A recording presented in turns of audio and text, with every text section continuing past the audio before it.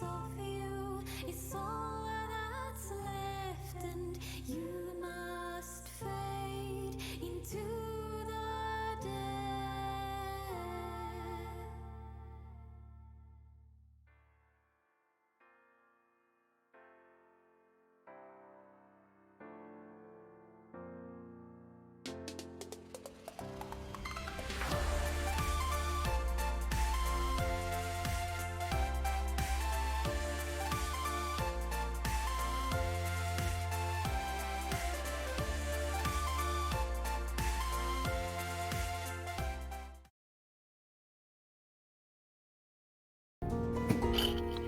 mic audio. I'm just gonna make sure everything's registering. Turn the music down just a little. Can you hear this, chewing?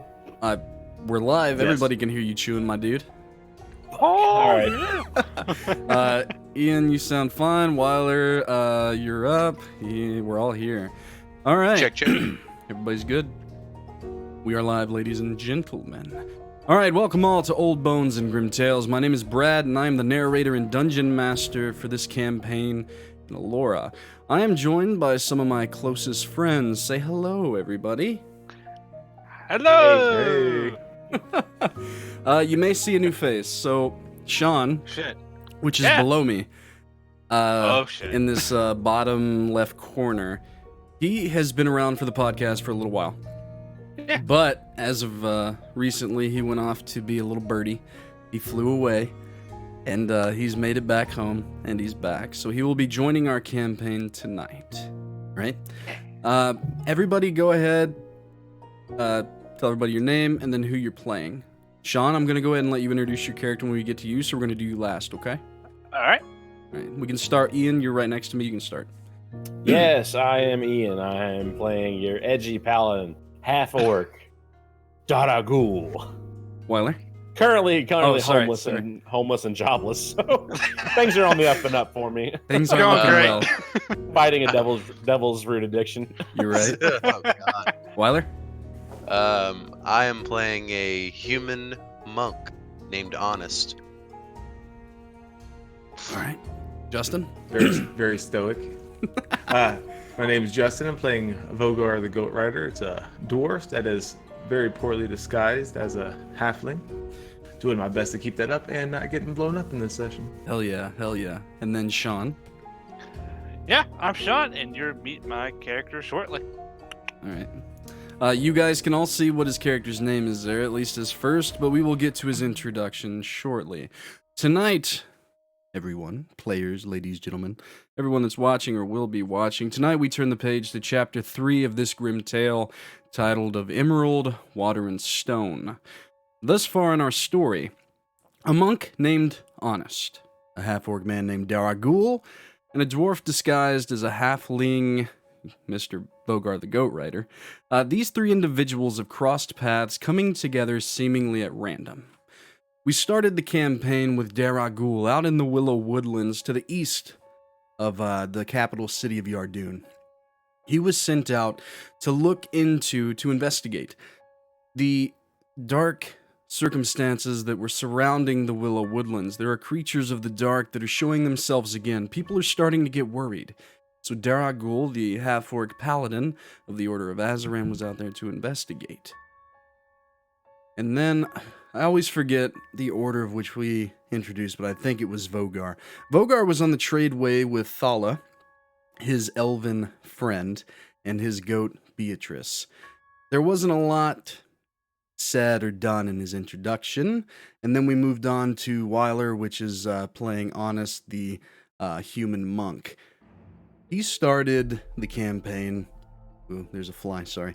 He started the campaign in the middle of a monastery, the Monastery of Orpheus, the temple.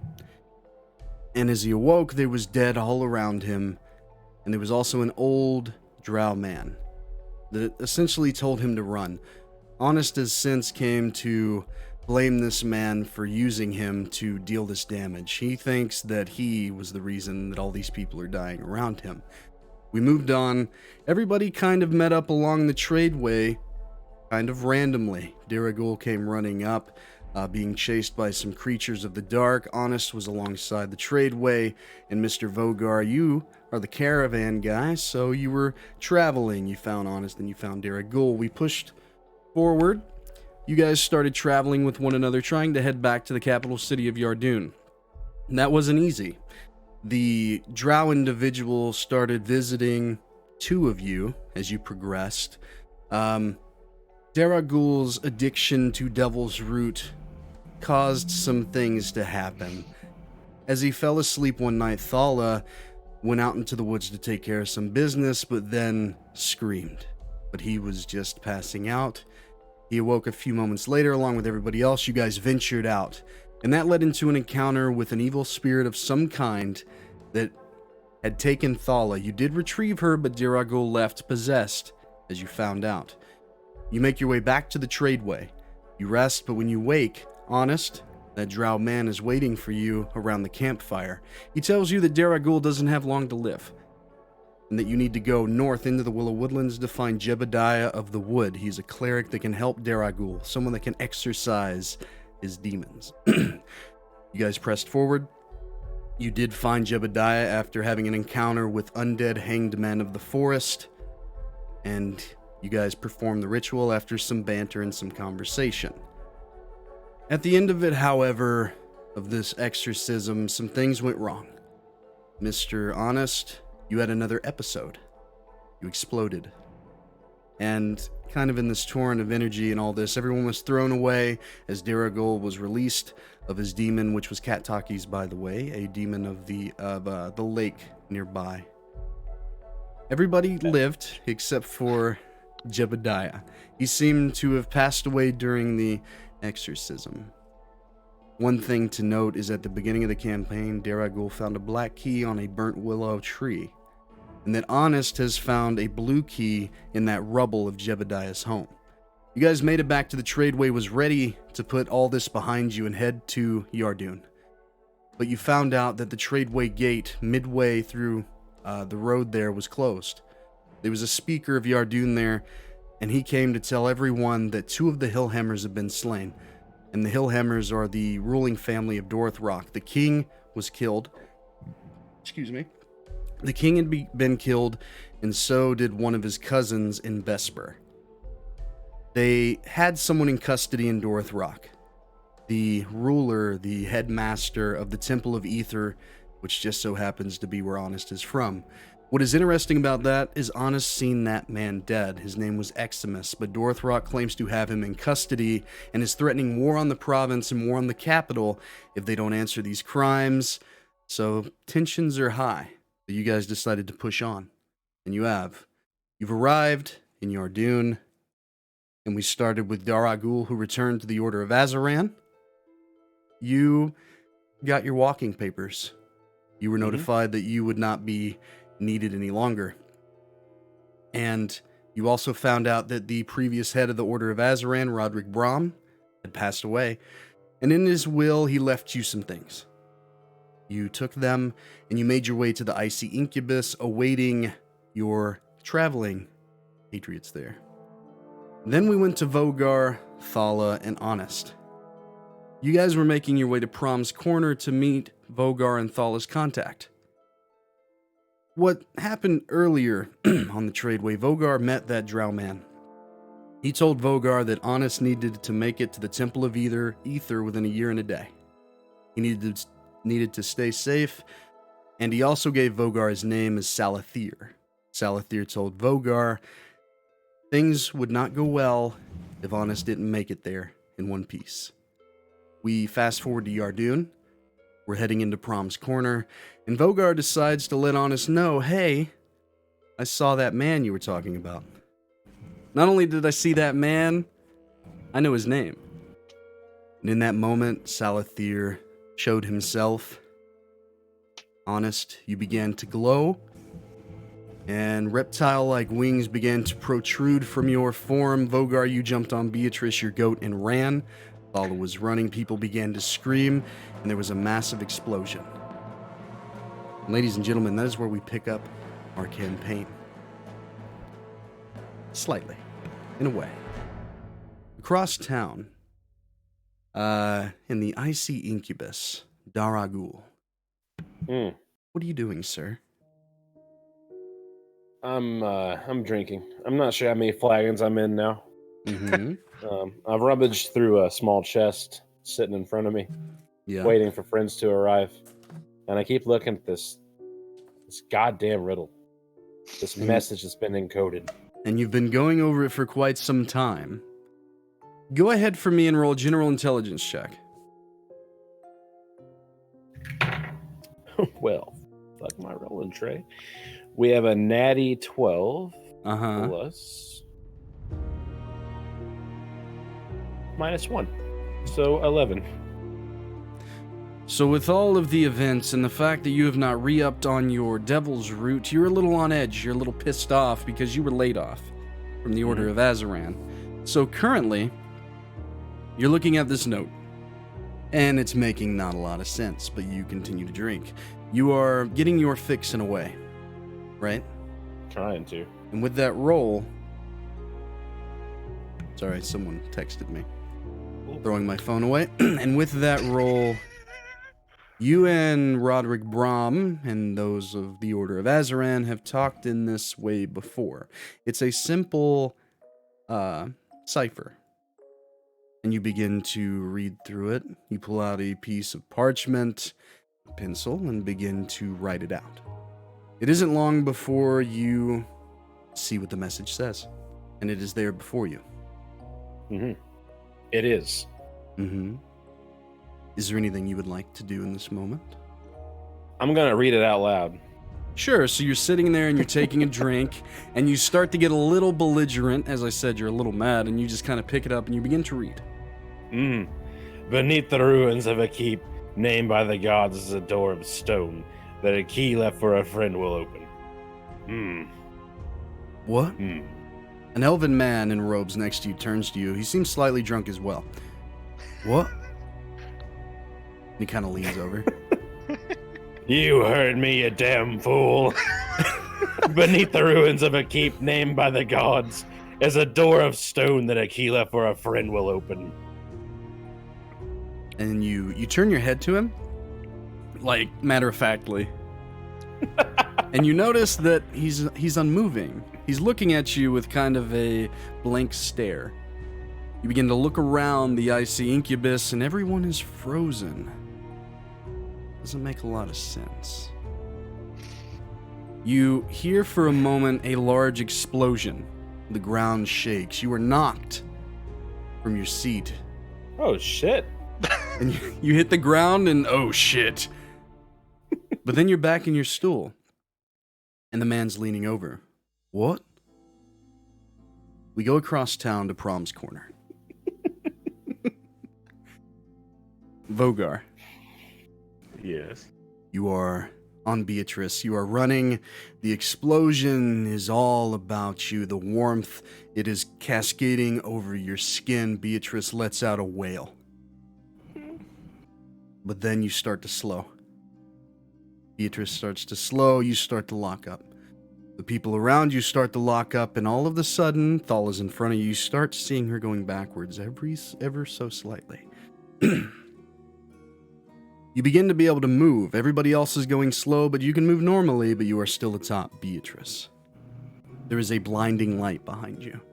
But from that blinding light, you hear the footsteps of someone, and you see that drow man, that Salathier. He's walking toward you, and he's got a look of just aggravation. He's about 30 feet away. This can't be good. That's fine. It's fine. Everything's fine. Yeah. Everything's fine. Do you It's do fine. anything? Well, so Beatrice is slowing down. Everything is slowed down, and they're slowly moving back in time. The radiant glow around Honest is subsiding. He's getting closer. You kind of turn forward to get another look around, and in that moment you can feel his presence close to you, right behind you. You can smell him. That just kind of someone that's been on the road for a long time, that gritty smell. Smells like shit. To you, probably. You feel a hand on your back. I am a creature of time, Vogar. And you have wasted it. Wasted my time. Oof. It's unfortunate. I don't see how so. And he grips your back, and it begins to burn slightly, and you feel almost paralyzed in this moment. Ah, you fucking prick. And as you kind of say that, he grips harder, and you start to lock up, kind of like everybody else around. Go ahead and roll for me a wisdom saving throw. Oof. Best wishes, No. friend. 14 plus my wisdom saving throw. Oh, not great. 16. 16 total. The 16 total. the burning intensifies. I told you. Honest needs to make it to the Temple of Ether within a year and a day. He needs to go to the headmaster, Adar. I entrusted you with this, and I promised that bad things would happen if you disobeyed. I find it interesting that you would spill all of the information to young Honest just, a day after we talked. I still have another year. But you told him, and the burning intensifies to the point where it's very painful, like it's burning through your dwarven, like, resistances. I don't believe in our agreement. You said I could not tell him. I was like, I'm just trying to grunt out and like stay as tough as I possibly can. I assure you, My stubbornness. you will have no issues hiding the truth from him. Still, you will be able to get him to the Temple of Ether. I promise you that, but if somehow you find a way to tell him about our agreement this time, it will be the last thing that you do. I am not only a creature of time, Vogar. I am the spawn of someone, well, of tricks. You will have a very rough time for the next year and a day, Vogar. But I have a feeling that you will make it through. You will find a way. Just watch your back. Are we good, you and I? I'm like, as I'm like just trying to grip him tight. Yeah, he comes around yeah. to the front of you at this time, letting your back go. But you feel as though you've just gotten a large tattoo on your back, is kind of the feeling. He comes around, he's smiling, that big toothy white smile. Really stands out.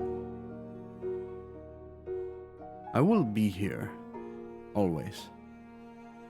I am a part of thousands of conversations that are happening and overlapping over and over constantly, and I can handle it, and I will listen, and you will be a good little dwarf, right? Good. Just like stubborn, like I don't want to say anything. Like, He just shakes his head. Good. I'll see you later, Vogar. He begins to walk away, and as he does, you begin to go back in time. Slow and then fast, the energy kind of enveloping back into Honest. And before you know it, you're standing there on the precipice of Promes Corner. Honest is looking at you. You were just about to say something. Kaal is there with you. Beatrice, your wagon. I open the floor to you guys. I still just keep kind of grabbing my back where he touched. I kind of paused, like lost in the moment. Uh-huh. And Everything currently good, not Vogar? saying anything. Yeah, why the fuck not? Ooh. Damn. You're acting like something's Vice. wrong there. No, nothing's fucking wrong. You're sweating. Did you fart or something? Don't want us to know about it. No, I fucking didn't. It's hot. Is it It's hot? very hot. Okay. Hey, we're close now. Honest, I'm assuming you're going to be sticking with us then. At least for the next little while. Yeah. Yeah? You guys are traveling into Promes Corner. Vogar, you know that the destination is the warehouse of a man named Raz, R-A-Z. He is someone that you work for. Someone whose belongings are in one of your wagons in a special place. Someone that you were supposed to deliver said things in a special place on your wagon like a week ago. Copy that. Okay, you guys are heading in that direction. Anything you want to do, or are you just heading straight there? I'm Well, at kind of this point, admiring I'm- the sights. You're admiring the I'm sights. still a little Yeah. shell shock. So you're I'm not kind doing of, anything. Vogar, you're being kind of quiet. You're riding atop Beatrice. The double wagon is heading in the direction of your destination. Honest, as you're looking around, this city is quite magnificent. The brick roads, most of the buildings are a combination of stone and wood, and there is green, red, purple, emerald that runs through the architecture of most of the buildings. That starts to fade as you kind of get out of the central part of the city and then into what Vogar will tell you is Promes Corner. It becomes much more industrial. Lots of warehouses, not many business fronts or anything like that, just people going about their day-to-day jobs.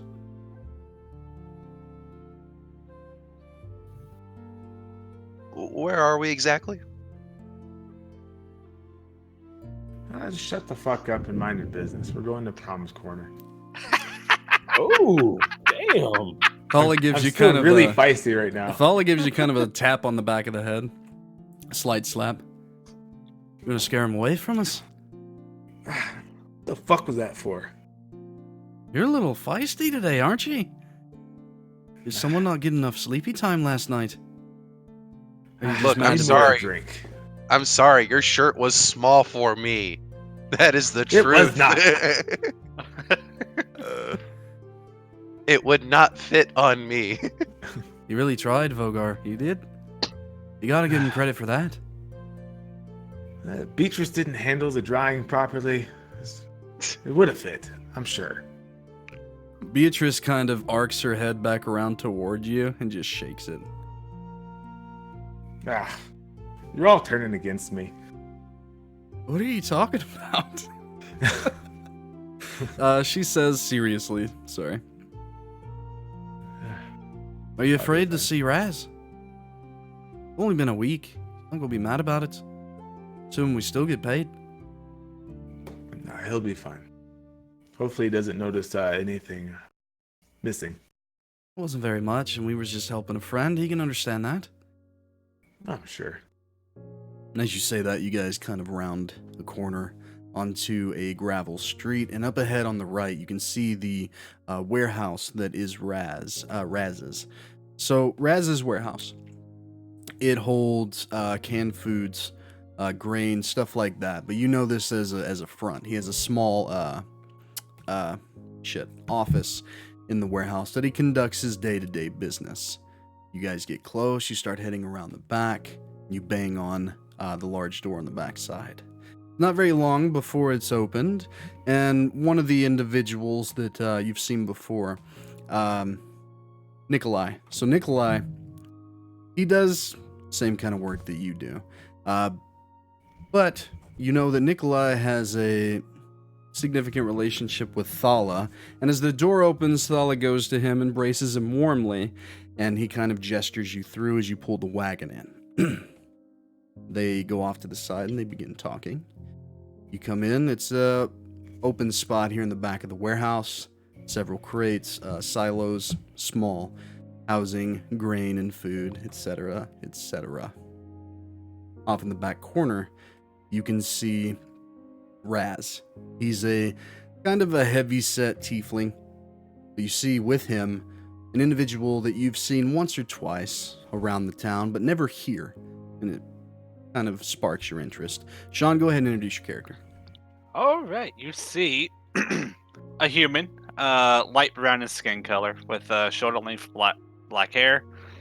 You don't see his eyes yet, but dressed very nice with a black coat on and black slacks. Boots are kind of dirty, but just like well-worn, good boots. Has a cane to his side. It's kind of spiraled wood together with a big top on top of it. And that's about it. Oh, and a top hat. Nice. You, as I said, you've seen this individual around. There's a particular tavern that your type goes to. It is called Shawn. 9 in the afternoon, correct? Nope, 9 in the afternoon. 9 afternoon. 9 afternoon. There's a tavern called 9 Afternoon. It's in Promes Corner.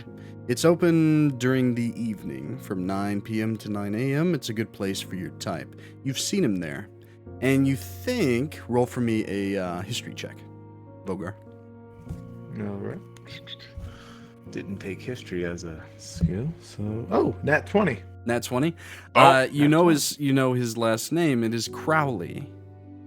Crowley? Mm-hmm. The Crowleys are a noble house in Yardoon with that natural 20. They have a large estate in the Radiant Way. They were one of the families responsible alongside the dwarves of Dorothrok in reconstructing Yardoon after the War of the Second Age, the Cataclysm. Right, so he's probably tied in with the Hillhammers pretty good as well. You're not sure if that family Not is sure. or not. But you know that Okay. he's from a good bloodline, but you also know with that nat 20, he's a bit of a troublemaker. He lives on his own. You think that he may have an estate here in Promes Corner, but you're not sure. You know him as to be kind of slightly arrogant, maybe a bit of an asshole, but you're not sure. You've never actually talked to him face to face. But you see them across the way. Raz kind of turns and waves you forward. Kind of hastily starts heading over in that direction. Just a quick question. Where am I? You're Should I standing stay with the wagon? You're right next to Vogar currently. You see everything that I've Okay. said thus far, though you don't recognize any of these people. Gotcha. Okay. So Raz begins to walk up. And who is it that this is? And he points toward Honest. I have never seen you before. And you just come walking in with Thala and Vogar. Quite interesting. And he gives you kind of a pointed stare, Vogar. Not many people just get to walk into my warehouse every day, you understand. I'm just protection. Oh, you are just protection. Vogar and Thala need protection now. And then he kind of gives a pointy glare toward Thala. You turn, you see Thala kind of roll her eyes. What kind of protection? You a fighter? I'm good with my hands. Good with your hands. Walks up to you, Vogar. You know it has been, what? A week overdue? Ran in a bit of trouble in Vesper. It's where we picked him up. We Really? can make our way to the straight away. Okay. Vesper, you say? You wouldn't have happened to have been around with all the, Hillhammer stuff going on? I'm gonna just attempt to lie. What do you say? I'm going to attempt to lie. That is the best thing ever. That's the greatest thing. Yeah, it's like insert generic lie.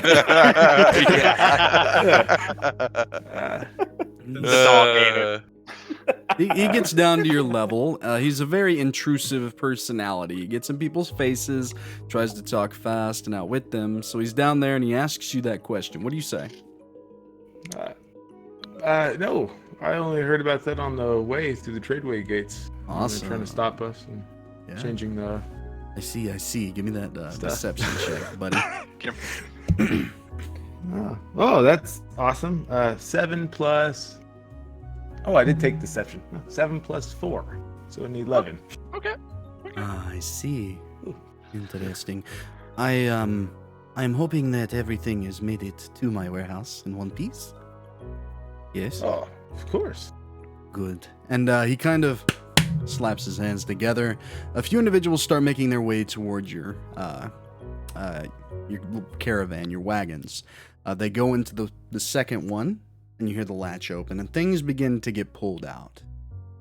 And honest, there's a lot of stuff being pulled out of that wagon that you haven't seen before, crates and the like, and you're starting to wonder how all of that fit in there and how you didn't see it. I just look at Vogar and I'm like,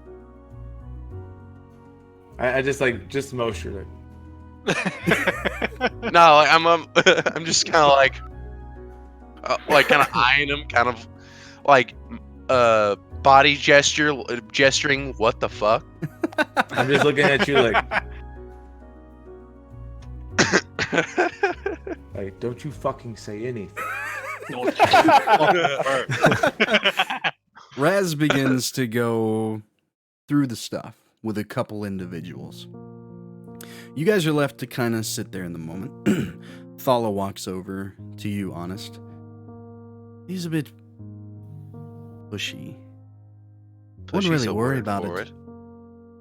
The whole thing with talking about how good you are with your hands, might want to leave that out next time. Very upfront individual, you know. We didn't really warn you. Yeah. Yes, I would have loved to have been warned about this. And she kind of looks over at Vogar and kind of with a bit of a smile. So This would have. Go ahead. I mean, I lived in a. Yeah, but. Yeah, I wasn't quite prepared for that. She's shaking her head with everything that you're saying, just trying to reassure you. Fine, really. She turns toward you, Isaiah, and puts her hand out. Ah, I'm Thala. nice to see you again. I'm Thala. Nice to meet you. This is Honest, and this is Vogar. Vogar. Just got back from a job for Raz here. Yeah. Seen you around. Everything go well?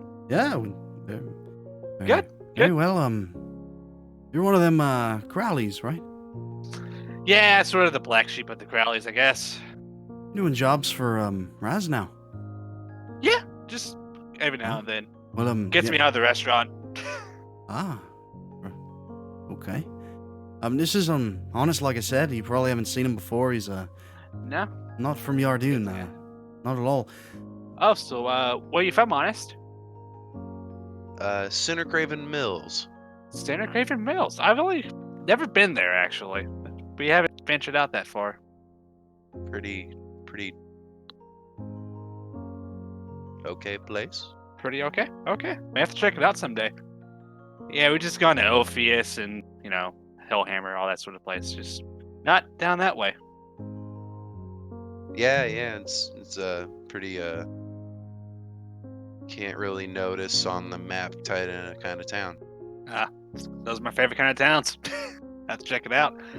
Raz begins to walk back over to your group. Tell me, what is it you have in mind for this man of Sinner Craven Mills and all that? And he's staring at you, Honest, when he asks this question.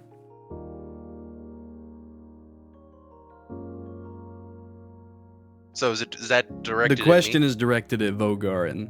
Oh, okay. All right. Sorry, my bad. Nah, you're good. Uh, He does take a step hurts. up toward you, and he finally looks toward Vogar. Never hurts to have a helping hand, Raz. Come on, you know. This is true. Sinner Craven Mills, you say, huh? You know everybody in that town has gone missing. Are you one of them? What? What? You seem surprised. Yeah, everyone there has gone missing, and all those of the Tower of Ophius to the south of it are dead. You're kidding. No, I'm not. Are you one of the survivors? I was traveling abroad. Ah, give me a deception check. Yep. We're the full-on deception squad tonight. Yeah, I know. There might be a bunch of it tonight, guys. I'm glad I took it. Ooh. And again, I notoriously set the bar low. Spaghetti. What'd you get, bud? I got a shit. 6. Ooh, Wow. traveling abroad, you say? Right. We all travel abroad here, for sure. This is the place for those that travel abroad. We congregate. We get to know one another.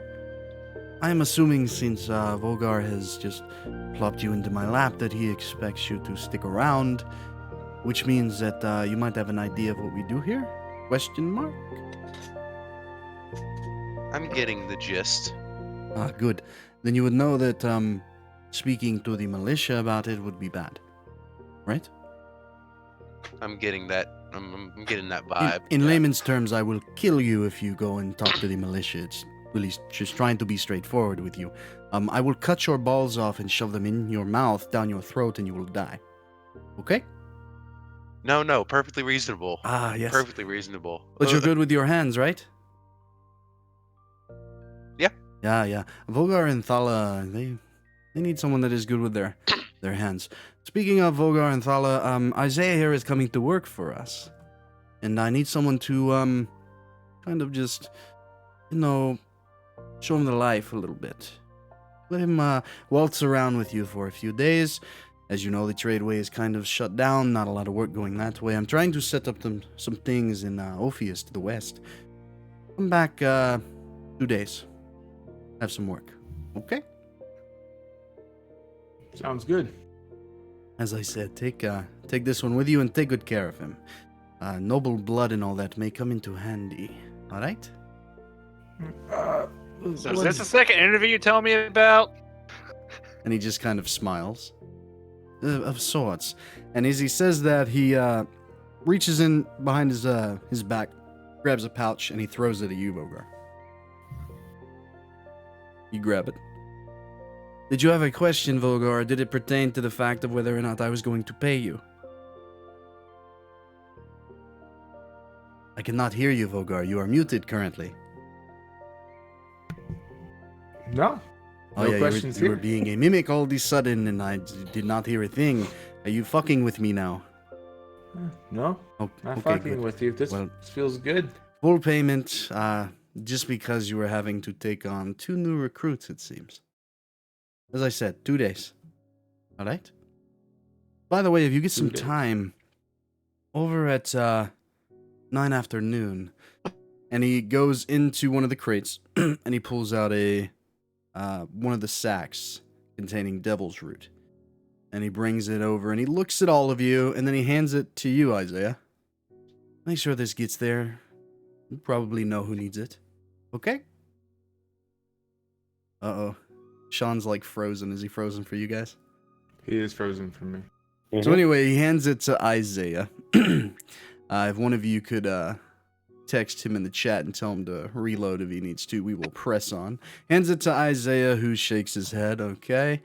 And you guys turn and begin to make your way out of the warehouse. Thala goes... That was funny. I heard him go like,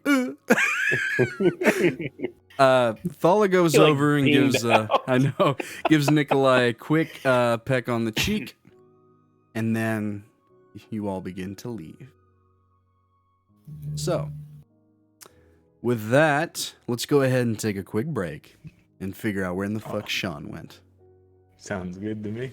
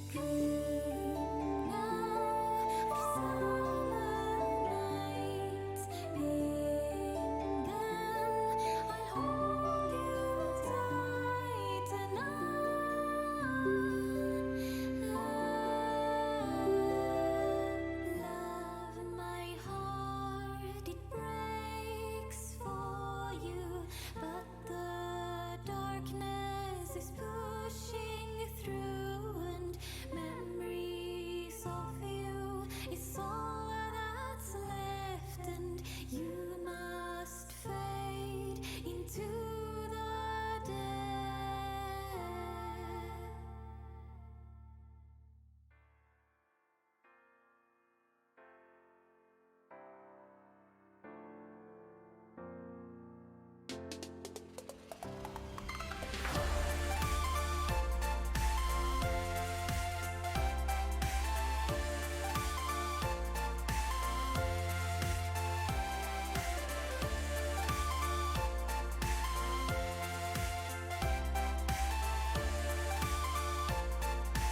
I waited my whole life to be the hero of my story. Standing in the light, my heart will not be changed.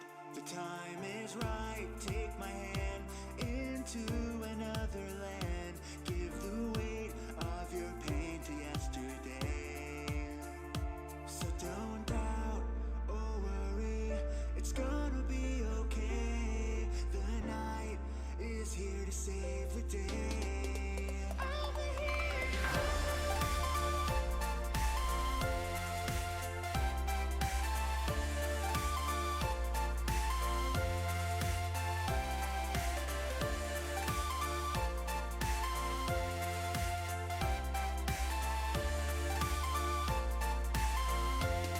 As a child I lie awake and listen to the tales of kings and noblemen. Death or glory weighed the scales. Fighting with our demons hand in hand. We're walking with the giants through lost cities, and our hearts the only guidance. So I can't doubt or worry. You're standing by my side. No time to think I won't. All right. All right, welcome everybody back from break. Shawn had some technical difficulties because he has trash DSL internet. Apologies for the Yes. long break. But we are back. Vogar, Thala, Honest, Isaiah. You've just left Raz's warehouse. What is your plans? I believe we have to go to the Incubus. Oh, Yes, to Right. visit our orc friend. our stinky half-orc friend. Hopefully he's Hello. taking a shower since then. Or a No bath. Yeah. chance. I highly chance doubt that it. I think he likes to Half-orc. stink. It's just kind of an aura thing. Most half orcs bathe. The ones I've met. Well, you haven't met this one yet. It's quite He's the kind of guy interesting. that likes the smell of his own farts. He's a shiesty one. Yeah. Uh, Well, let's go, maybe get a drink or something. I'm quite thirsty. She starts Ah. heading off. Beatrice Just beside need a her. fucking drink. Is that the plan, then? Beatrice, you want a drink? Nods her head vigorously. That's my girl. So you guys head toward the icy incubus. I think Shawn lagged out again, but he can just pop back in whenever he can. We are going to move on. Daraguul. Oh, God. Shawn, you're messing everything up right now, bud. Hey! It's okay. We're going to press on.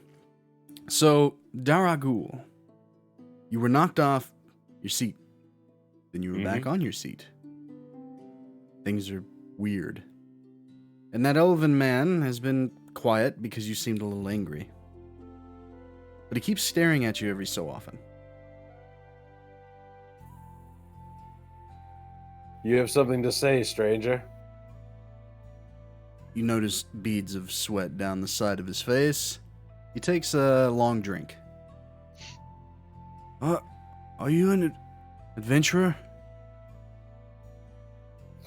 Holy man? I am. I do adventure. I am. And he seems really nervous. Are you, of the order? And he kind of taps his holy symbol, which you know to be the holy symbol of Ophius. For those that are watching, by the way, sorry that all the screens are screwed up. on here with Shawn leaving. It's sending everybody else into to different camps. Wyler, or not Wyler, Ian, be my bud and tell him to get his shit together and get back in here. But we will press gotcha. on. Apologies, everyone. Come on, keep up the RP. I can do it. I can All right. Are you a man of Azren, the Order? Do you have eyes? And I grab my my little necklace with the symbol of Azrael on it. Of course I am. Why do you ask questions that don't need answers? I'm sorry. My name's Tagsby. Tagsby Rolick, and I'm looking for someone to help me out. I have a job, and I'm not really an adventurer, and not a fighting man, and just need some help. And you look like you might be interested. Maybe. Maybe you're not. It's fine. And he kind of turns back to his drink. And I sit for a moment, and I take a couple hard blinks. And I kind of crash into the seat next to him real aggressively against the bar. Yeah. What is it you need help with, friend? You get close to well, it pays 150 gold. Yeah. I'm in. What do you need done? You're being Hatford. Someone vandalized the Shrine of Ophius in the Emerald Walk, and I just want to make it right again. And I need someone to find me some glowcap mushrooms, some silverleaf willow branches, floating candles. Friend, slow down. Tell me again. What do you need? Glowcap mushrooms, silverleaf willow branches, and he takes another stiff drink, and the floating candles, the ones that you can only find at the Lake of Mirrors. I've been trying to find floating someone. candles. Yeah. Sorry, I didn't mean to talk over you there. No, you're fine. From the lake of. Say that one more time for me. The Lake of Mirrors, and Mirrors. Yeah, you do know of the Lake of Mirrors, by the way, but we'll get to that in a moment. It can all be found there, but it's just kind of dangerous with all the rumors and things of the dark things out there, and I'm just Friend, I kill the things that go bump in the night. I fear not what you speak of. And the sweat is like running down his face at this time. Hi, Shawn.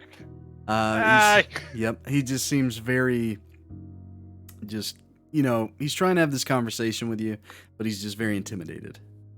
Friend, listen to me. Yeah. Sit up straight. Speak from your chest. Straight. Yeah, I need help, and it pays 150 gold. If you can do it, or if you have some friends, whatever. It's no time frame, of course. No one else seems to want to go out there. Tradeway being shut down and all. But it'd be a great service to the Temple of Ophius, Of course, I'll do it. That's great. Like I said, my name's Tagsby, and he kind of reaches out his left hand awkwardly. Listen to me, Tagsby. You never shake a man with your left hand. Oh, right. I extend my right hand. Yeah, kind of leans back, puts his right hand out, and he shakes you, but it's a very lackluster handshake. I've got a hold of him. Yeah. Tagsby, squeeze my hand like you want to kill me. Is this a test or something? And he squeezes, not very hard, but he squeezes. Is that good? That will do, Tagsby. Right, I have a home in the Emerald Walk. Just whenever you get back, and he hands you a small piece of paper. That's my address, and just bring the things. I'll give you the gold. Thank you. Absolutely. Thank you, Tagsby. And he kind of slides off the back of the bar stool. There's a lot of individuals that have been kind of watching. The bartender's just kind of smirking at this point.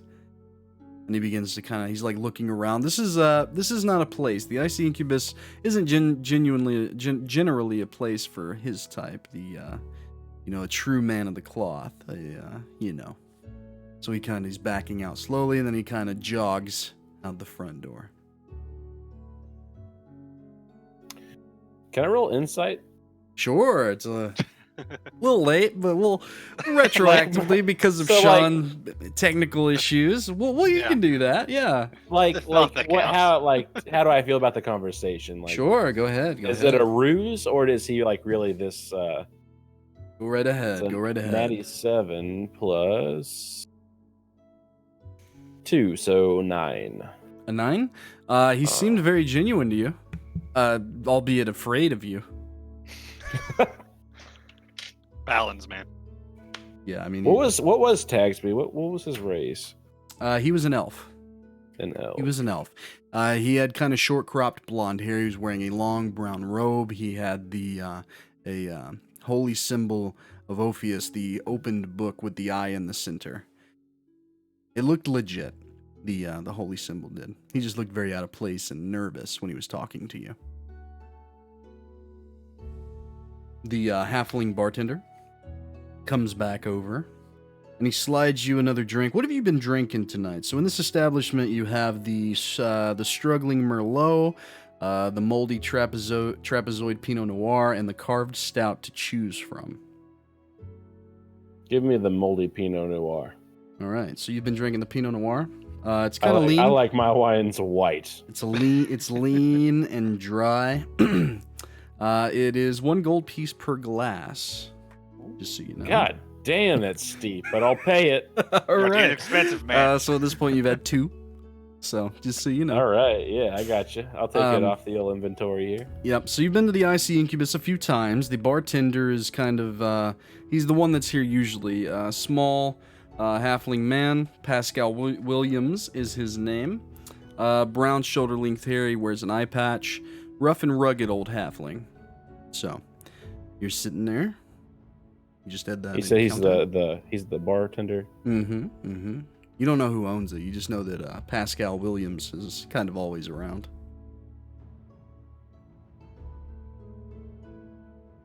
So, is there anything you would like to do?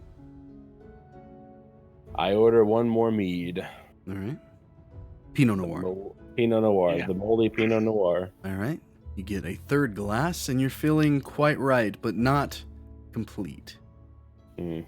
Mm-hmm. You really. I know what I need. Yeah, go ahead and roll for me a wisdom saving throw.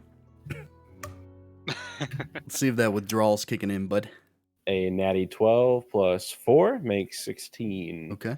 Yeah, no, you're handling it well enough, but who knows for how long? For how long? Who knows for how long? You sit there and you're drinking your 3rd glass, contemplating the note. Contemplating Tagsby's words about this job needing done. The door opens. Individuals that you recognize begin to walk in, but there is one that you don't recognize. Vogar, Honest, Isaiah, Thala. You guys walk into the IC Incubus. The halfling bartender kind of gives you a nod as you head in, and you see Daraguul across the way, the only person at the bar currently. As you look around, you see a table with 2 dwarves on the left side, and to the right you see a table with a human man nursing a stout of some kind, and he seems to be chewing on some mutton.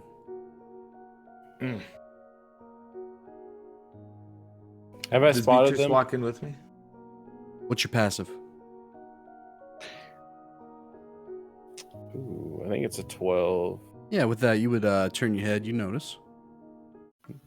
12. Is that your friend there at the bar? Only half walk in here. Oh, that it is. It's our friend there, yeah. I think he's been drinking. And you all do notice that Daraguul's swaying a bit on his stool. Yep, he's been drinking. Can I give him like a perception check just to see like if he's drunk or all that sort of thing? I would say passively it's hard to tell. If you want to roll a perception check, you can to try to garner Okay. a little bit more information, sure. 15. With a 15, everyone kind of smells like they're drunk in here.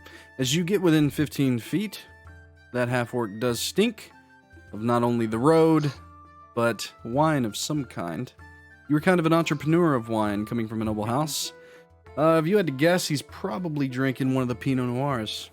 And he does kind of look a little tipsy. How's the Pinot?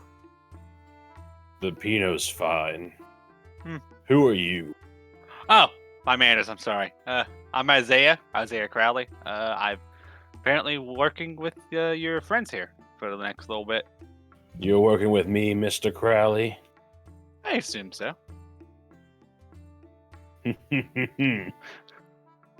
And I sort of like dramatically get up and flip a table for no apparent reason. You stand up other than just to show my ass. You stand up and you stride past your friends. They all kind of turn to the side looking at you curiously. You stumble kind of into a chair and it kind of bumps you on the side of the face. You get up, throw it to the side, and then you flip a table out of anger. Pascal like this? Williams just looks and shakes his head. Pascal, another Pinot Noir of You the hear- moldy kind. You hear it sliding Oh, across the holy. bar top, right in front of where you were sitting a moment prior. I give him an extra piece of gold for the commotion. You walk over and you put another piece of gold on the counter. He nods his head. Doesn't even seem to really care. I look over to Vogar and I just ask him, I was like, is this like, I've only ever been to Center Craven Mills. I whisper to him. And I'm like, is this customary? Have I been to the Incubus? Yes. All right. So, the Icy Incubus, let me pull it up for you real quick, is in... The Icy Incubus is in the Emerald Walk, which is kind of one of the nicer districts. But this one kind of is on the border, right? Kind of tucked into the corner on the southwest side. Some Okay. ruffians find their way here.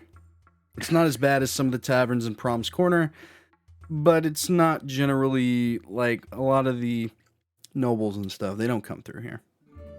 Okay. Don't So it's stand there with mid-tier. your cock in your hand. Order a fucking drink. And then I actually speak halfling to the bartender to get a stout, 2 stouts for me and Beatrice. And then I look at Honest up and down. And something girly for him. All in halfling. All right. The halfling says. So you said 2 stouts, correct? That is correct. So you're doing the stout. You're gonna go for pints? Is that the biggest they have? No, you can buy it by the gallon if you wanted to. Ooh. Fuck yeah. So the gallon Come on. price is 4 silver. Pint price 9 copper. He says back in Smack halfling. down 4 silver. All right, so you get a gallon. Something girly. And he slides over a glass of red wine. 3 gold for that one. Ah. Pricey, Chris, huh? By the way, in that Fucking- pouch that you would have looked at probably along the way, it had 200 gold, 100 gonna for ask you, you. 100 for Thala. All right.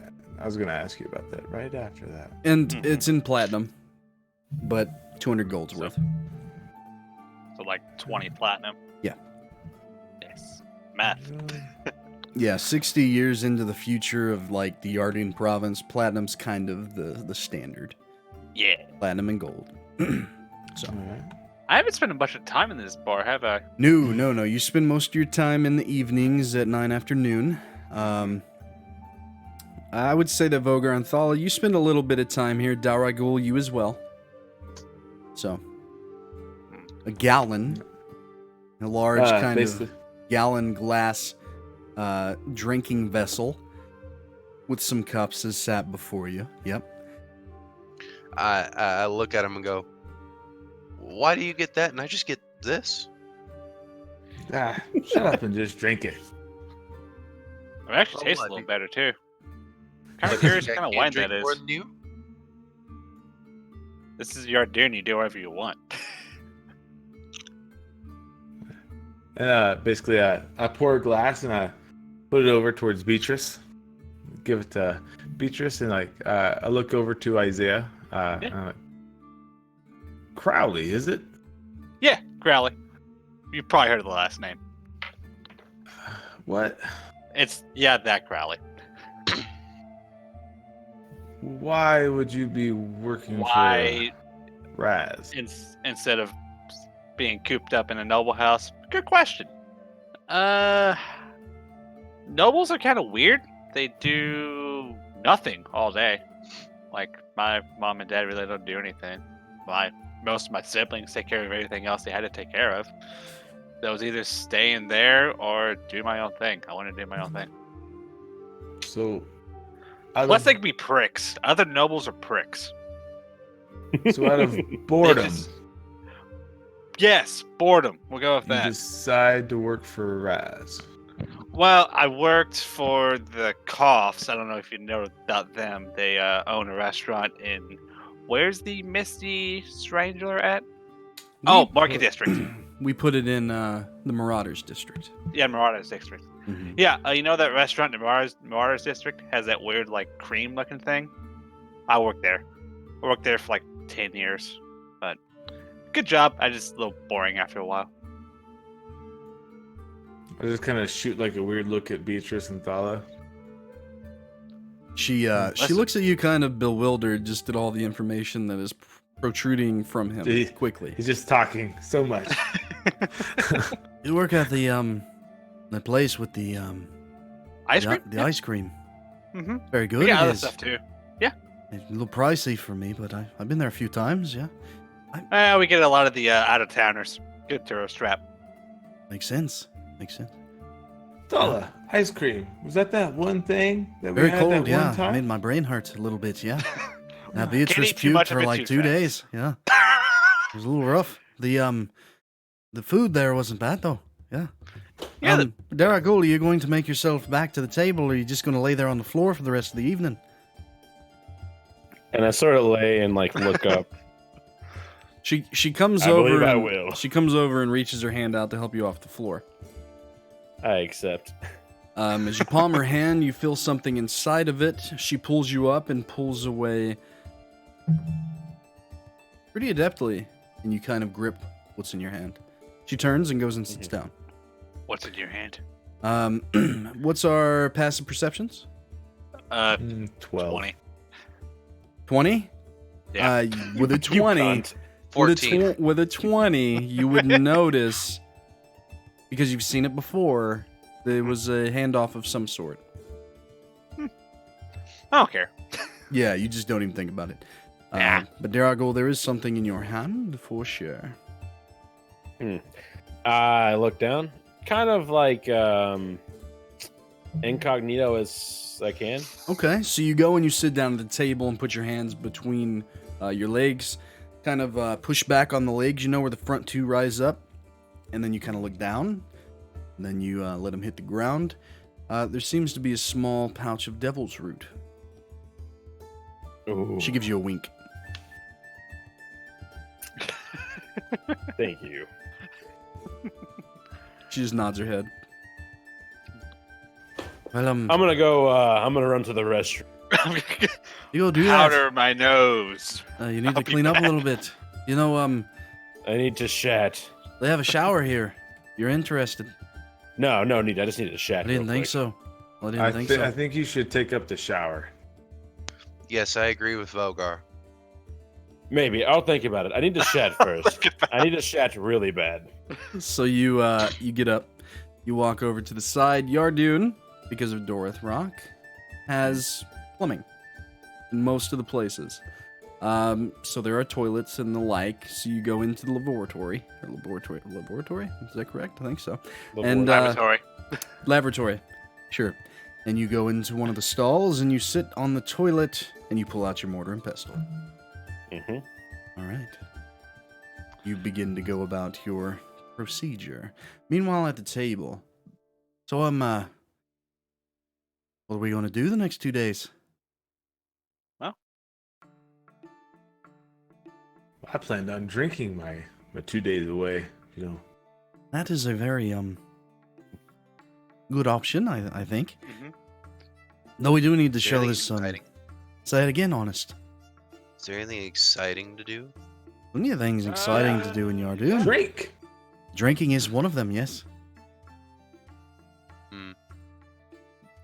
Not I mean, anything like exciting. Oh. What, are you wanting to get your prick wet or something? I mean, we can find What? that. No. What? No. No. Well, what kind of you excitement kidding? are you looking for? She kind of leans forward conspiratorially on the table. Something to crack the knuckles a little bit. Maybe a few things. Everyone's looking for a job or two to be done. Won't have anything from Raz for 2 days, but others are looking. And she looks toward you, have Isaiah, Hmm. and then back to you, Honest. Say, I have some. I still have some. How do I want to put this? Yeah, I'm still pissed. I'm still very pissed, and I need to vent some frustration. I need. Oh. We can find a way for you to vent some of your frustrations, Honest, I'm sure. We'll talk with Daraguul when he returns and find something to do, but for now maybe we just drink a little bit. I mean, it's been a long, hard road to get here, you know? She she stands up and goes to the bar and begins to order drinks. Any conversation to be had between you three at the table? So, Halfling, what's your story besides, having a goat friend? What's the goat's name? Goat's name, by the way? Beatrice. Beatrice. Nice name. Looks like a healthy goat. She's a beautiful goat. Yeah. Where'd you find her at? It's a long story. I don't like to get into it too much. Fair enough. But Patterson, she was a wee little lass, and Oh, she's been with me ever since. that's nice. That's nice. People need more pets. That's what I say. She's not a pet. She's a friend. You do notice that the goat is kind of staring at you, Isaiah. And if a Oh. goat could stare at someone with a foul gaze, this one's pulling it off quite well. You don't know if it's the drink or not. Do Then I it goes- notice this? Yeah, it goes back to the glass. The tongue goes in. It kind of tips over a bit, and it lifts the cup straight up. It runs down its face. And Beatrice looks attentively toward you, Vogar, and then back at the glass, and then back at you. Was her glass empty? Yeah. Oh, okay. All right. That's my girl. And I like just this big ass gallon of stout just pour into it. Uh-huh.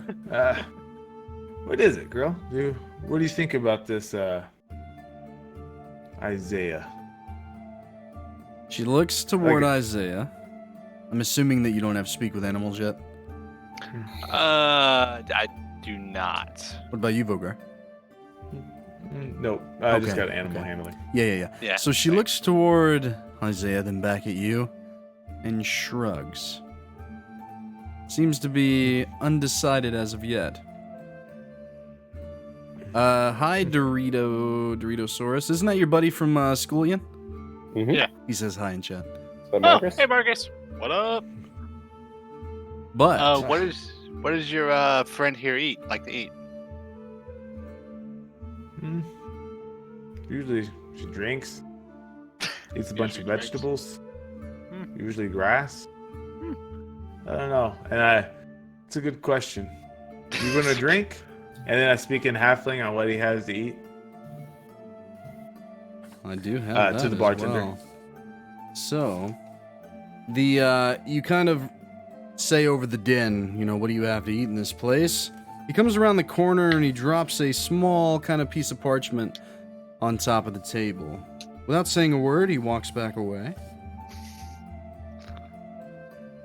I pick up the parchment and start looking at it. Sure. So looking at it, you see the drink list. The Struggling Merlot, the Moldy Trapezoid Pinot Noir, the Carved Stout, and you also see onion rings, green peppers with jam, garlic, and spices, and a bread bowl, which is pesto and day-old bread. How are their prices compared to my place? They're not, compared to yours, they're actually much cheaper. So for the bread bowl, 2 silver pieces. The green peppers, 5 silver pieces, and the onion rings is 3 silver pieces. Yours is kind of double that on most of the food. Yeah, Mm-hmm. I reckon so. I'll go back up to the bar and like throw a couple of gold pieces down, get a little bit of everything. Sure. So you throw down. Give me a number. Say like 5 gold. Oh, okay. So you're ordering like smorgasbord, like Yeah. a charcuterie deluxe. Sure. Sounds good. Like the So- combo sampler. Heck yeah, Yeah. the sampler times 4. All right, so he puts it in, walks off to the kitchen, works a few orders, and food seems to be being prepared. But go back to the side room here. Daraguul, you have finished with your mortar and pestle, grinding up said devil's root. It Mhm. sits there before you. I take it, line it across my finger, and give it a good sniff. And as you do, that exhilaration washes over your body, that sweet relief that you have been fiending for the past day or two. Give me a wisdom saving throw. Oh boy. It is a natural 14, and I believe it's +4. Double check. +4, 18. That is, my friend, control. You lean back, Good. you're sitting on the toilet, your head hits the cold stone wall behind you. Mm-hmm. Your eyes begin to glaze over, and the world in front of you grows smoky.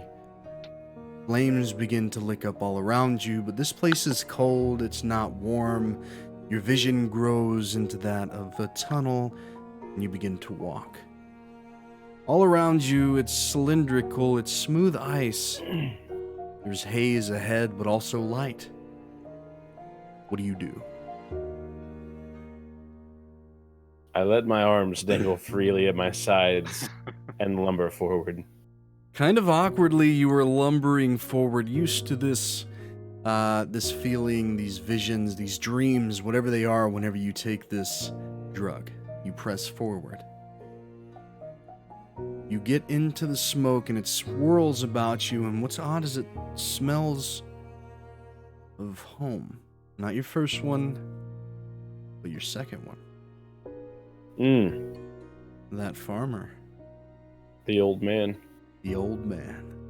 You walk forward through the haze and into his living room of that small farmhouse. He lays there. The deed has been done, Daraguul. It's time to move on. You turn and you head toward the door just like you did all those years ago. You open it and you stride out onto the front porch. You get 3 steps down, but you hear that rocking chair moving behind you. And I turn. You turn, and what you see is a man. You haven't seen him before. He's slight of frame. He has long dark hair, kind of a chiseled complexion. He's attractive, to say the least. Okay, cool. You just kind of stride past him, and he's standing there rocking. Kind of a sly smile creeps across his face as you do. I'm trying to think of what like 13 or 11-year-old Daraguul's voice would be like. This is true.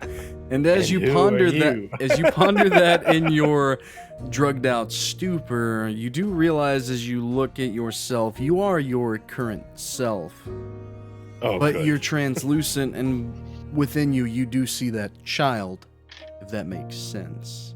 Mhm. Like you're reliving this moment, but it's different. You don't remember this man. He rises from the chair, comes and kneels before the child, Daraguul. Does he speak? He just looks at you, cocks his head. Finger comes out and it hits your chest. Straight up, then down at an angle, and then across. Then he taps the center of your chest. friends. Stands. And as you walk away, compelled to do so, time kind of moves forward. The flames begin to take over the small farmhouse. You didn't want to leave,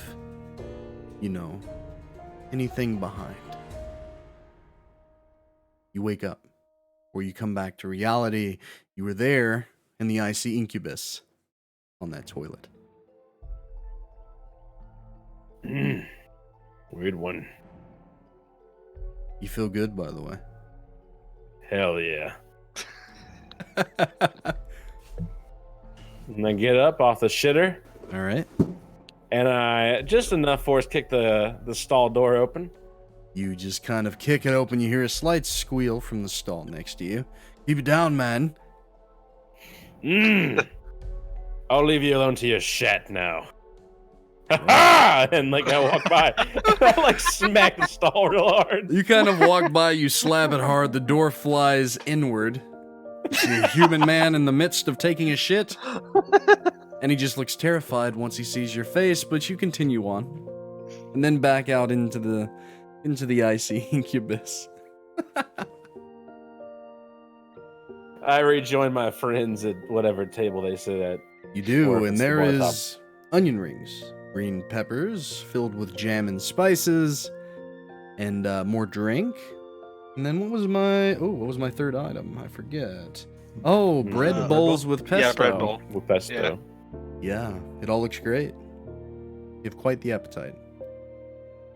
Friends, is this a smorgasbord? They've been saying that. So, yeah. You can Go call with it that, yeah. May I? Yeah, Sure. he's buying. I got it. Rich boy here. He decided to pay for it all, except for my gallon. Feast, Daraguul. And I grab one of the peppers, kind of like an apple. I don't grab plate, no utensils, and I just start to.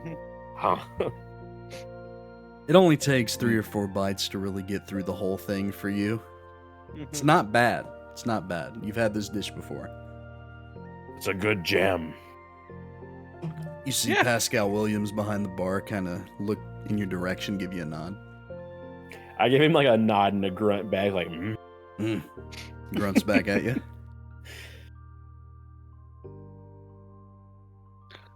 Floor's on you guys. Yeah. So, we were talking. We were there kind of confused on what to do the next couple of days besides just, drink. This lot likes to drink. Yes, Yes. of course. What's wrong with that? Oh, nothing. Of course, there's nothing wrong with that. But it seems like your monk friend wants to get rid of some anger. Well, if At it's a task you require, I've run into an old friend of mine. Oh, perfect. Tagsby. Oh. Yes, he needs some things, and I think we could find them for him. I'm guessing it's not just around the corner. Guess we gotta go out somewhere. Well, wherever one would find glowcap mushrooms, silverleaf willow branches. Well, I need a floating candle from the Lake of Mirrors as well. So we're going out into the woodlands, is what you're telling me. Sure. Yeah. That's probably where you're gonna find all those things. Piss off. No more woodlands for you, small one. Oh, calm down, stinky one. Are you gonna drink any ale or not? Of course. And I go over and I kind of grab the gallon and start drinking out of it. Beatrice gives you the meanest look as you grab the gallon and you begin to chug, and eventually you finish it off. You sit it back down. Relax, goat. We'll get more. Are you going to buy any more? How much was it? You said it was A gallon? 4 silver? A gallon, Yeah, yeah. 4 silver. Yeah, 4 silver. And I slam, not too aggressively, but I slam 4 silver down onto the table. So you just slam Well, I guess I've got 4 gold. silver Do down, I have- and you hear kind of a grunt You would have change if you needed I'd have it. change, okay, Yeah, cool. yeah. If not, you could transfer it out. No big deal. It's not too long before another gallon is sat atop your table. By this time, people are starting to roll in. We're getting into the evening time in Yardoon. I'd There's say I some- look through my pockets. I'm just kind of like, Just to, oh, because you're broke type of thing? yeah. So you kind of reach into your you reach into your pockets and kind of pull it out, and you kind of make a show of it. Like you're needing to make some gold there, huh? I mean, that could cover whatever you need tonight, but yeah, we could probably find you something. Did to you not get work some in your past income. life before you ran into us? I mean, he's a monk, probably not. Yeah, no. No, Not at all, eh? didn't venture out of the temple too much. I spent majority of my time trying to compete with my sister. Oh, sister. You're a nerd. Thala begins to laugh and then kind of like quickly stifles it. I'm sorry. He's just funny word is all. Your sister. I mean, there's nothing wrong with competing, but at the end of the day, you're not getting any income from that. So I mean, I lived in a monastery. Most of the food was just given. He's only good for 2 silver. Well, we need to make Just this shake man my some head. coin, I think. yeah, Well, Daraguul seems to have a lead on a job. We can always check the local board, see if there's anything there as well. On the morrow, then? on the morrow. But it's getting close to opening time for 9 afternoon. We got to drop that one thing off. So That shouldn't be a we can problem. swing by there. Yeah. It shouldn't What be a thing problem. might you be dropping off? Something that many people like yourself like to have, Daraguul. Yeah. Others with a certain affliction. Affliction, huh? Uh-huh. Why don't we Think I move know this what you mean, party Dad. to 9 afternoon, then? I know the way. And I like sort of pick up my cane and start walking. Yeah, she like I just stands. grabbed my gallon. You grab the gallon, and the bartender just kind of shrugs. Thala grabs a plate of onion rings, begins heading toward the door. Beatrice doing a at her bar side. crawl. And you guys We're begin doing to a bar medieval bar crawl. medieval bar crawl, bitches. And you guys begin to head out of the icy incubus and then back toward Promes Corner, heading toward 9 afternoon. Back in the streets where we began. Mm-hmm. The gallon, that's an open gallon, right? Like the top's like open. Yeah, man. I dip my hand in there. You kind of like splash some into your mouth. Yeah, Most of yeah, it gets yeah. on your face. Some of it splashes across your hair. You're quite sticky and dirty by the end of this. Let me tell you what. As you guys head toward 9 afternoon. Give me a sleight of hand check, Vogar, with advantage. Ooh. This tavern seems to have just opened as the sun set. It's kind of a 2-story place. Kind of shady, kind of run down. Not made of wood and stone, just wood, and it's very dark, outdated looking. A small little sign that says 9 afternoon. Yeah. Oh. What'd With you get? advantage, I have 11. With advantage, you have 11. Oh boy. So you guys walk into 9 afternoon. The bartender is a large Goliath man. There is an individual sitting in the corner, upon which Thala and you go directly to, trying to just make the drop and then head to a table or the bar to continue your night. You're just very fucking blatant about it because you guys have been drinking.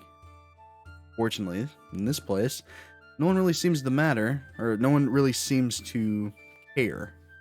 As you set the package in front of him, he looks at you bewildered, looks in it, then smiles, and hands you a pouch. Okay. What do you guys want to do? Was this actually originally meant for Isaiah, not me, since he actually had the pet?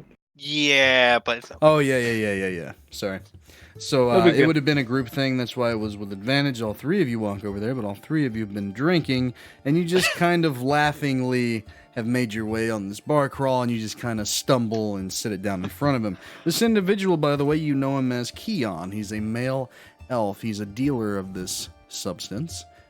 And you just gave him quite a bit, just kind of out in the open. You do notice that there is a human woman. She seems to be walking around handing out drinks to the customers. There's not very many in here at the moment as it just opened, but she kind of looks in that direction.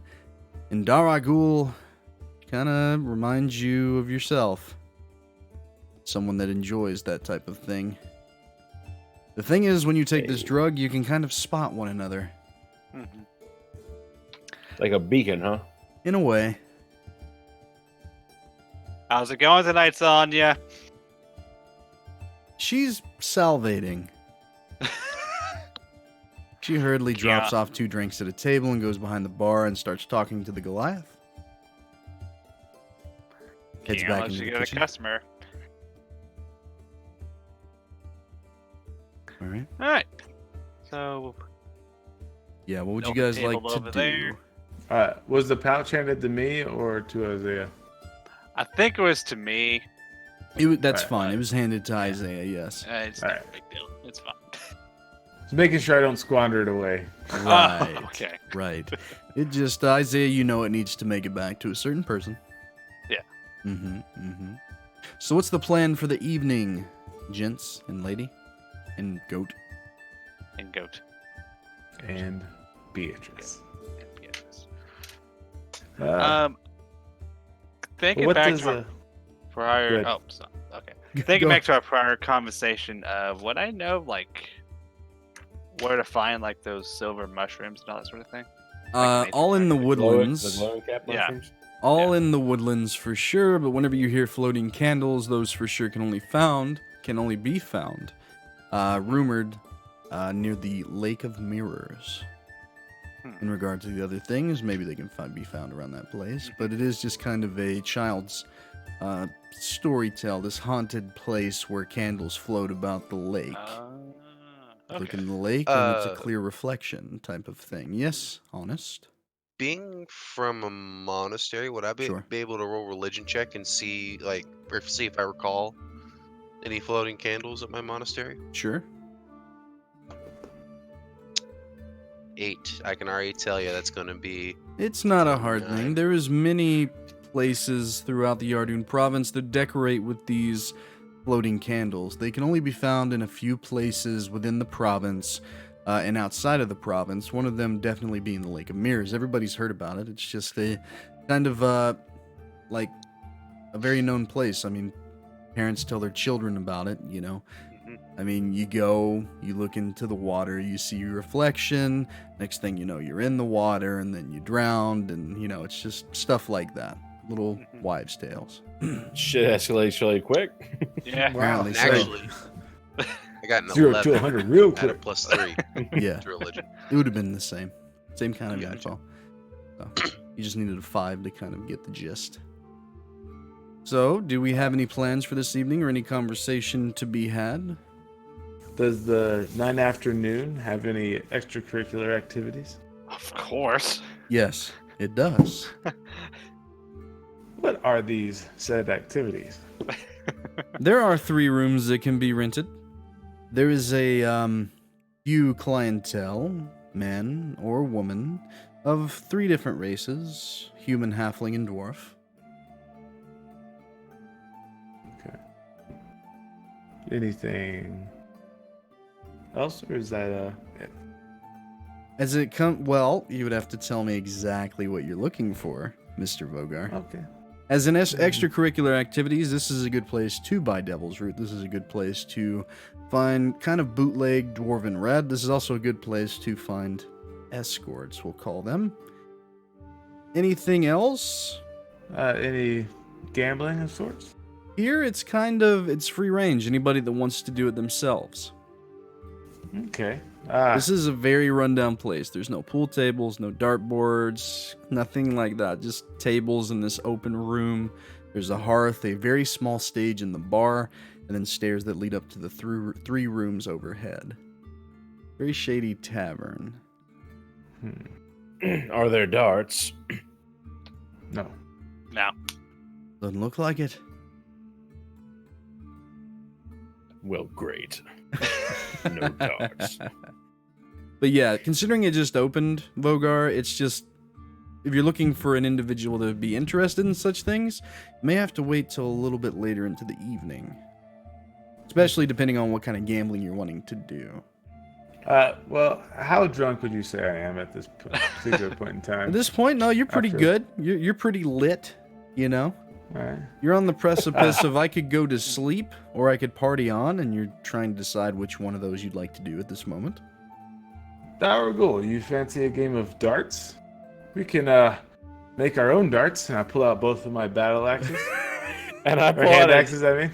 I pull out a javelin from my bag. Yes, The- we can. The tall Goliath man behind the bar just shakes his head, and you guys kind of look around the place, and there is one wall in particular that is quite scarred.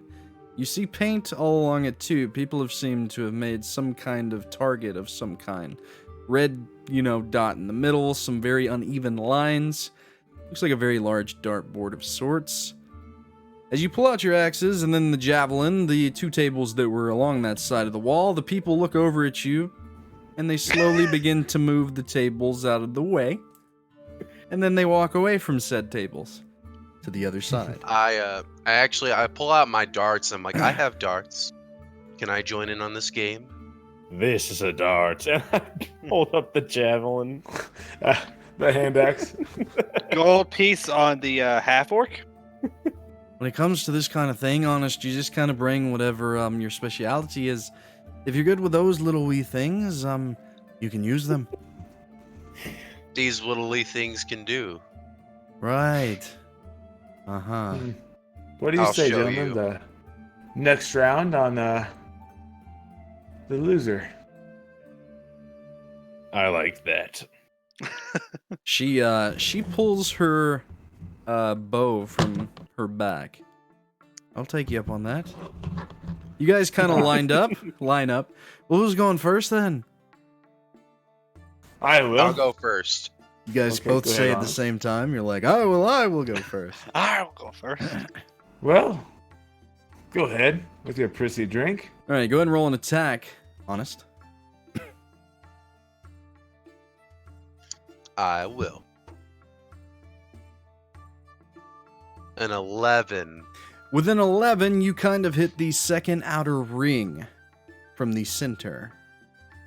It plunges in kind of to the bottom left of that ring. Damn. A little rusty, are you? Well, Vogar, why don't you show him what you got? I just kind of like rub my hand. Uh-huh. Come on, small one. Show us. Step up to the line. Uh-huh. Watch this. And perfect. I rolled a nat 1. So you kind of, Way to go. you've had quite a bit to drink. And you walk forward and you spin around and you let fly in the opposite direction. It goes flying across the tavern. The two groups of people that were sitting over here a minute ago are now over there. And an axe just flown between two of them into the wall, and they both freeze.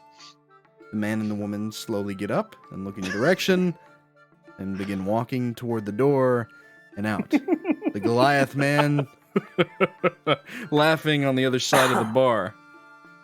It was a good throw, just in the wrong direction, Vogar.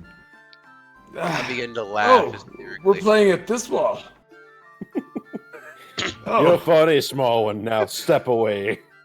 Kind of There we go. push him to the I go side a retrieve little my bit. axe. Yeah, you go and you pull it out. You take a couple steps back, Daraguul. A natural 11 plus 6. So 17.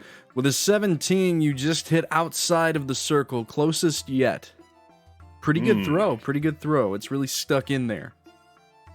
You How's- see, small one. That's how you throw something. I was throwing to the wrong wall. We'll see the next round. Thala steps up. Let me show you something then. And she draws without looking and fires. And you guys all look. And you don't see it at first. And she's kind of like waiting for that like sound that something hit. And you notice that there's a quite a small sway to her step at this point. She's been drinking as well. You look over. There was a window kind of on this wall. It was open. It's a warm night. Where did it go? Thala, I don't believe you hit the wall. I had to have hit the wall. Well, It's a big about fucking that. wall. About that, there's a window. She goes stumbling over and looks out. I'd be damned. She shuts it slowly and sits down. Did I hear any screams or? You didn't hear any screams. You didn't hear any screams. Good. Daraguul, I think you won that round. We'll all pitch in for the next round. Yeah. Mm-hmm. She goes stumbling over to the bar. Bravo. Right out of the window, huh? Halfling flirt to the other wall. Yep. You guys doing another round? Yeah. Like I walk up to Daraguul. Remember, she was shooting around your head. Yep. For the Some bone thingies. Was she aiming for them or you? And then I go to toss another. Before you guys go with your another round, some drinks were brought, some bootleg dwarven red, along with some ale and along with some wine. Would this go around? I need disadvantage on these throws.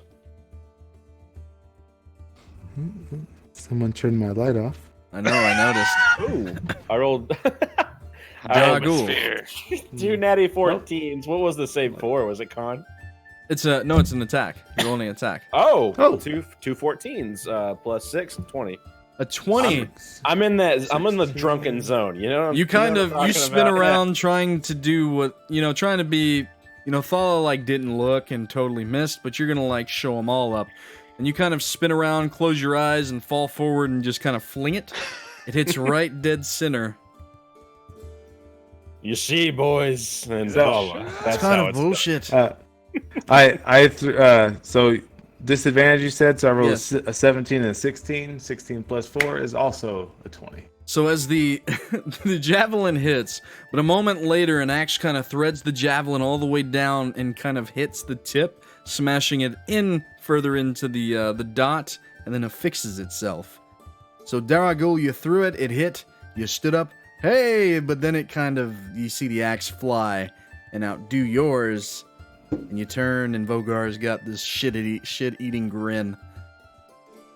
Nice. Now that I'm aiming at the right wall. Bested by a halfling. I got a 7. What of it? Honest, you have a 7? You threw it. It's kind of sitting on the third ring down, and no one seemed to notice. A very forgettable round. Thala takes a swing. She manages to put 3 arrows kind of in the circle, but not dead center. I'm fucking drunk. What kind of shit is this? She sits down heavily with a thud. Well, I guess 2 silver over here is supposed to owe us some drinks, but how will he pay for them? Thala begins Third to just round, laugh. I yell. Third round. She begins to laugh even harder. You can go first this time. Show us what you got, 2 silver. I'm determined now. I'm drunkenly determined. I'm like, I will not be shown up. Yeah. So you stand up. I need disadvantage with this. You have been drinking as well. And you throw with all your might. and that's a natty 1, my friend. A natty 1. Ooh. You kind of throw one Big and then oof. another in quick succession, and like her, Big oof. you seem to have hit the window, but it was closed this time, and you hear the glass shatter, and the darts fly a bit, and then outside. Really? The Goliath says. Really? That's like the 4th one this week. He kind of leans over and really gives it a look. You paying for that too, Silver? Huh? I just kind of jaw dropped. I'm like, Thala is on the floor laughing at this point, just rolling. I'm just like, what? There's a What is smile on going Beatrice's face. What? I'm just kind of like, 4th round. You say What? 4th round as you kind of collapse into your chair. Very drunk at this point. All of you are. No. Other than you, no Isaiah, fourth you've been round. kind of taking it easy. Oh, I've been enjoying this. Yeah, you've just been kind of watching, making sure everything's okay. With that, you guys sit down, you finish off your drinks, you get belligerently drunk. And with that, let's go ahead and take a quick break.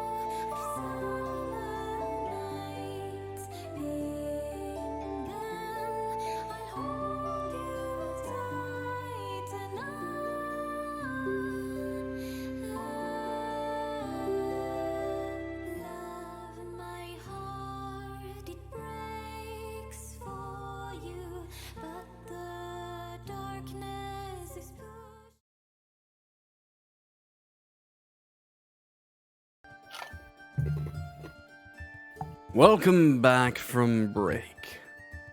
Was there anything that you guys wanted to do before you drunkenly ended your evenings? I wanted to try and sleep with the bar wench. The bar wench? Sonia? Mm-hmm. Sophia? I mean, Sophia? it's not that. Yeah. Sonya. Sonia. Sonia. Wouldn't be yeah. that hard. Go ahead and roll Yeah. for me a charisma check. Charisma. Yeah.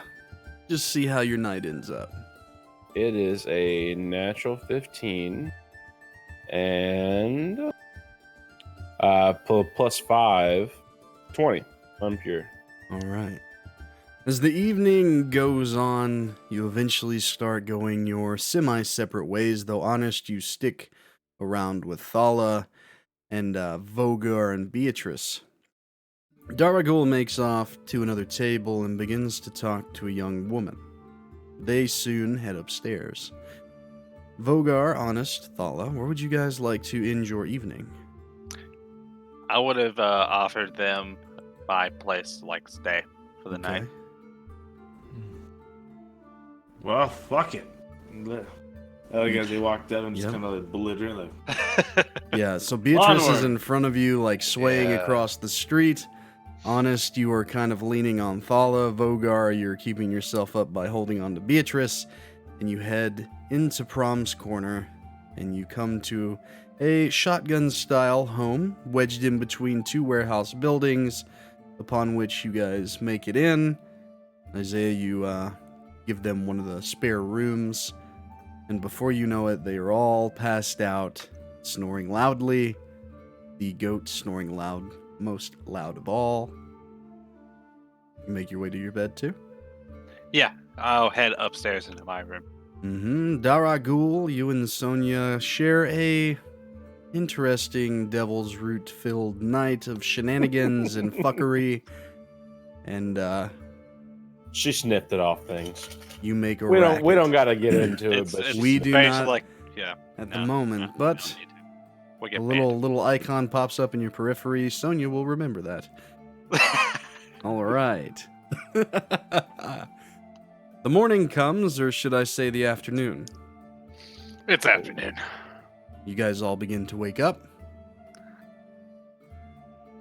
I would done my typical morning routine, heading down into the kitchen, grab like seeds and stuff to make my breakfast. Just Mhm. craft that shit up. All right. It's just basic like maybe some eggs with some like seasonings. You making potatoes, just for you? Or I'll make it for everybody else. I got company today. So so- Vogar, Honest, Thala, Beatrice, you all wake up to the smell of eggs and other things. Some kind of meat cooking, you think. Mmm. God, that smells wonderful. What is it?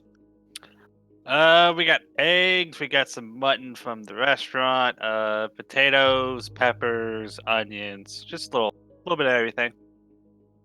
excuse me. Yeah? You say mutton. As I like Yeah. put my ears over Beatrice, or hands over. She looks Mutton. terrified. Her eyes are large. Yeah. Bloodshot. You get a lot of mutton. I don't think we should cook that. She gets a little angry. Yeah, it's no problem. I just chuck it out the window. You just kind of open the so window just and throw eggs it. then? Yeah, just eggs then? What? No. Meat. As you watch it fly out the back window. You fools. We haven't had it. Fools.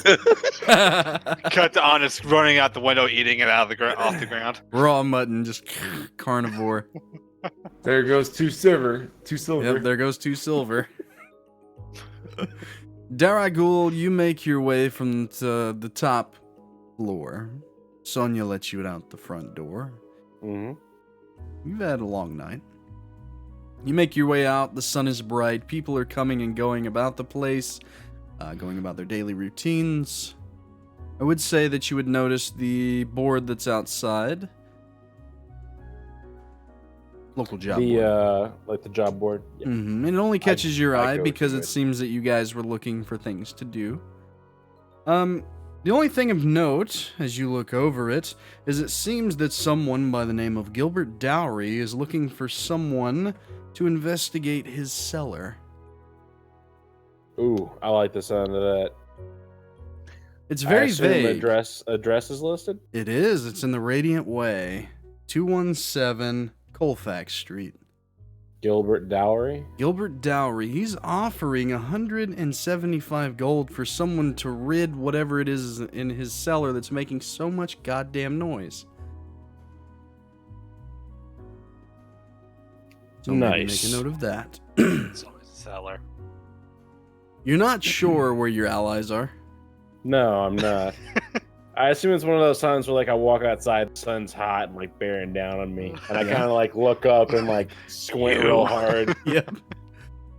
You do? Ugh. The sun. My Yeah. nemesis. The rest of you do make your way through breakfast and then out into the afternoon air whenever you so choose. Guys mentioned You something about guys- looking at the board, job board, for 2 silver over here. I have to do Yes. it now. Everyone else. You head back Job over stuff. to the 9 afternoon? We were gonna head to like the job board. Yeah, the closest one, there is one posted out of 9 afternoon in this district. The other one, there's another one outside of, it's over in the Emerald Walk, just kind of right when Okay. you walk in. Yeah, so yeah, back to the 9 afternoon, even though it's Okay. probably closed. It's definitely closed. Yeah, no, it is closed. But you start heading in that direction. Daraguul, you see your friends heading up the street. Oh, hey, there he is. I joined them. Did I Join. see him talking to Sonya last night? Yeah. Okay. And whenever I regroup with them, I immediately want to see what Thala's reaction was.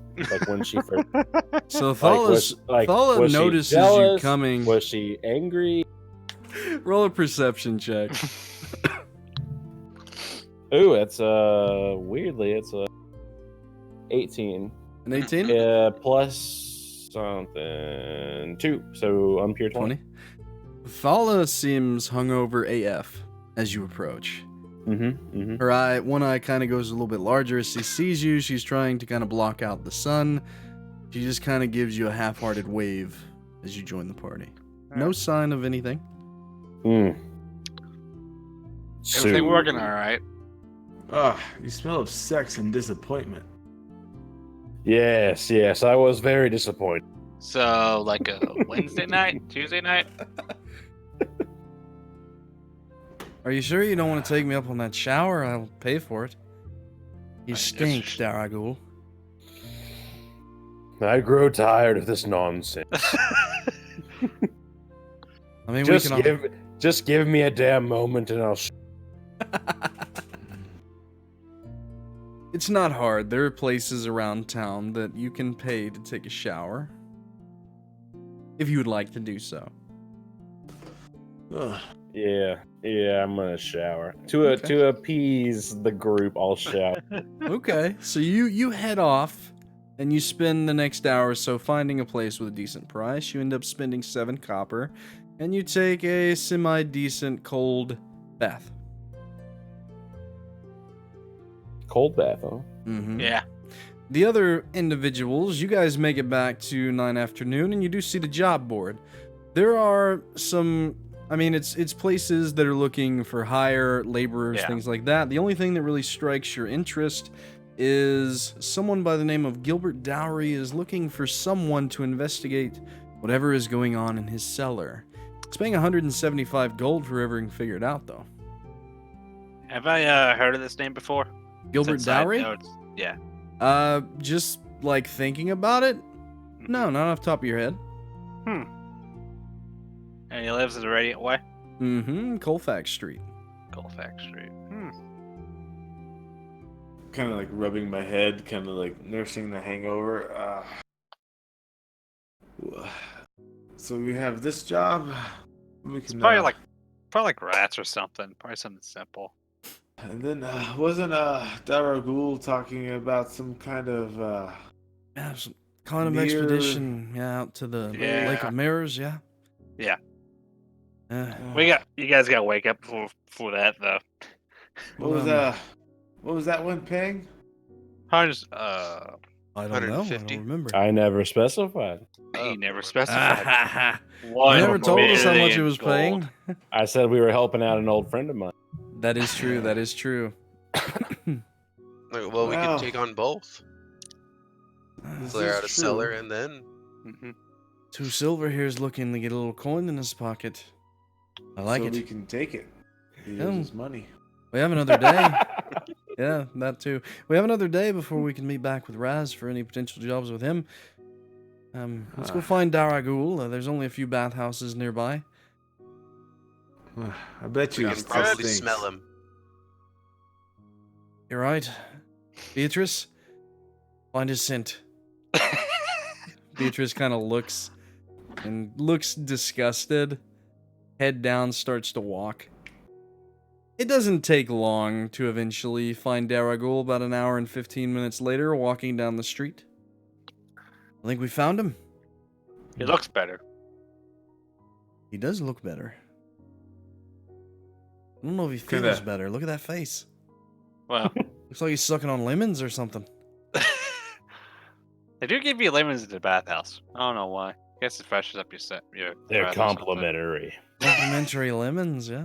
They put it in the water and such. As- Hey, as I get Daraguul, closer we're to here. Give him like a good sniff. It's a little musty. What say you of my scent now? And I kind of like. It's a glorious guess you- waft of unknown origin. I guess you can't wash off work. Some things you can't. Some things you just can't. So, job for Radiant Way. Apparently, some noise in someone's basement. Ah, yes. Mr. Gilbert Dowry. I hear the job pays 2 silver. And I do it with I say that with a straight face. Insight. And some change. You don't have to roll insight. You read the board. Yeah, I know. Thala like chokes on her own spit and just tries not to laugh. Ooh. Stinky Fine. one. You do realize day. that we read the same poster, right? Of course, small when it was a joke. One Yeah, of these I know the days, way. I'll have money. His whole goal is be a millionaire. It's like, aha! I want It's no like- it's like- fame, only fortune. It's now like a personal point for me to have gold now. It's like it's it's become a point of contention. I have to have gold now. I don't think throughout the entire campaign you ever get anything more than 2 silver. Yeah, you're stuck, dude. It's canon now, buddy. Probably. Sorry, Honest. Probably. All right. Well, anyway, I can lead us to the Radiant Way. It's no big deal.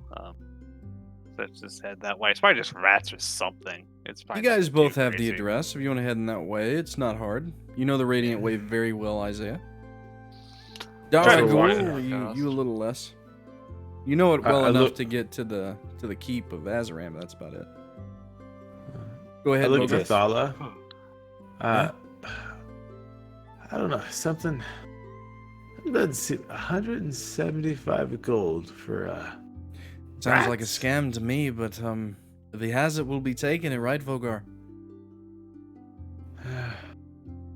One way or another. We're rapscallions, but we're not criminals. Jesus. Higher Speak for yourself, lawman. echelon of things, it's not very much gold. I told you I'm not quite a lawman. I work independent. I'm an independent contractor. He's a private eye. All right. I'm sure you are. How are things with your church there, man of the cloth? Well, it turns out I'm homeless and have no job. So, well, you could say things are going well. What? You're just a holy man without a chapel, I guess. Not gonna be long before we start calling you Yes. 2 silver too, huh, Daraguul? We'll see about that. Off to this basement where I can make more gold. Laughing, yes. Yes, I'll race you. And I start to like, You just take off. yeah. You take off, and you're quite fast. And does anybody else take off after him? No. No. Everybody just kind of stands there, and you get a good ways away, and then you soon realize that you don't know this city. Yeah, yeah. I realize that. Where are you going, honest? I'm sure you can find it. It's not like the biggest city in all of province or whatever. You're fine. There's like 4 streets. You're good. I have to just look around. People are kind of giving you way as you just take off running. They're looking around, I expecting stopped something bad. hearing that. I He's stopped got while to hearing use that, and the I'm like, bathroom. I just like, I mutter fuck under my breath and walk back. You kind of slouch and you start walking back. Would you like to travel with the rest of us, Honest? Yes. I'm sorry. All right, then. So is that the plan? You guys are heading toward Colfax Street? Yeah. All Give right. old 2 silver pat on the back, and we keep going. Yep. It takes about 30 minutes or so through the din of the traffic in this early afternoon, but it is kind of getting close to 3 at this point. You eventually, Daraguul, you kind of look down at your little journal. You're looking for the exact street. Well, not the street, but the house number. And go ahead and give me an investigation check. You can roll with advantage as a group. Natty 10 and a natty 17. You Sure, said sure. investigation. Uh-huh. I'm pretty sure it's a minus Just to kind of pinpoint it Yeah, and minus 1. find So it. 16. The Radiant Way is a very compacted place. A lot of big buildings and stuff kind of stacked on top of each other, well, together. Eventually you do find the correct house number. It's kind of it's a 3-story white home, and it's easy to find because it's sitting on its own lot, right? It's just kind of out by itself. Nice green yard. Fence. It's got the red emerald stone and wood. Nice house. Nice house. Walk towards the like a porch or some kind. Yep, 3 steps up onto the porch. It's painted white. Mm-hmm. You get to the door. I hate white, and I knock. Knock. Its blood stains it terribly. That's very dark of you to say there. You knock a couple times. No answer.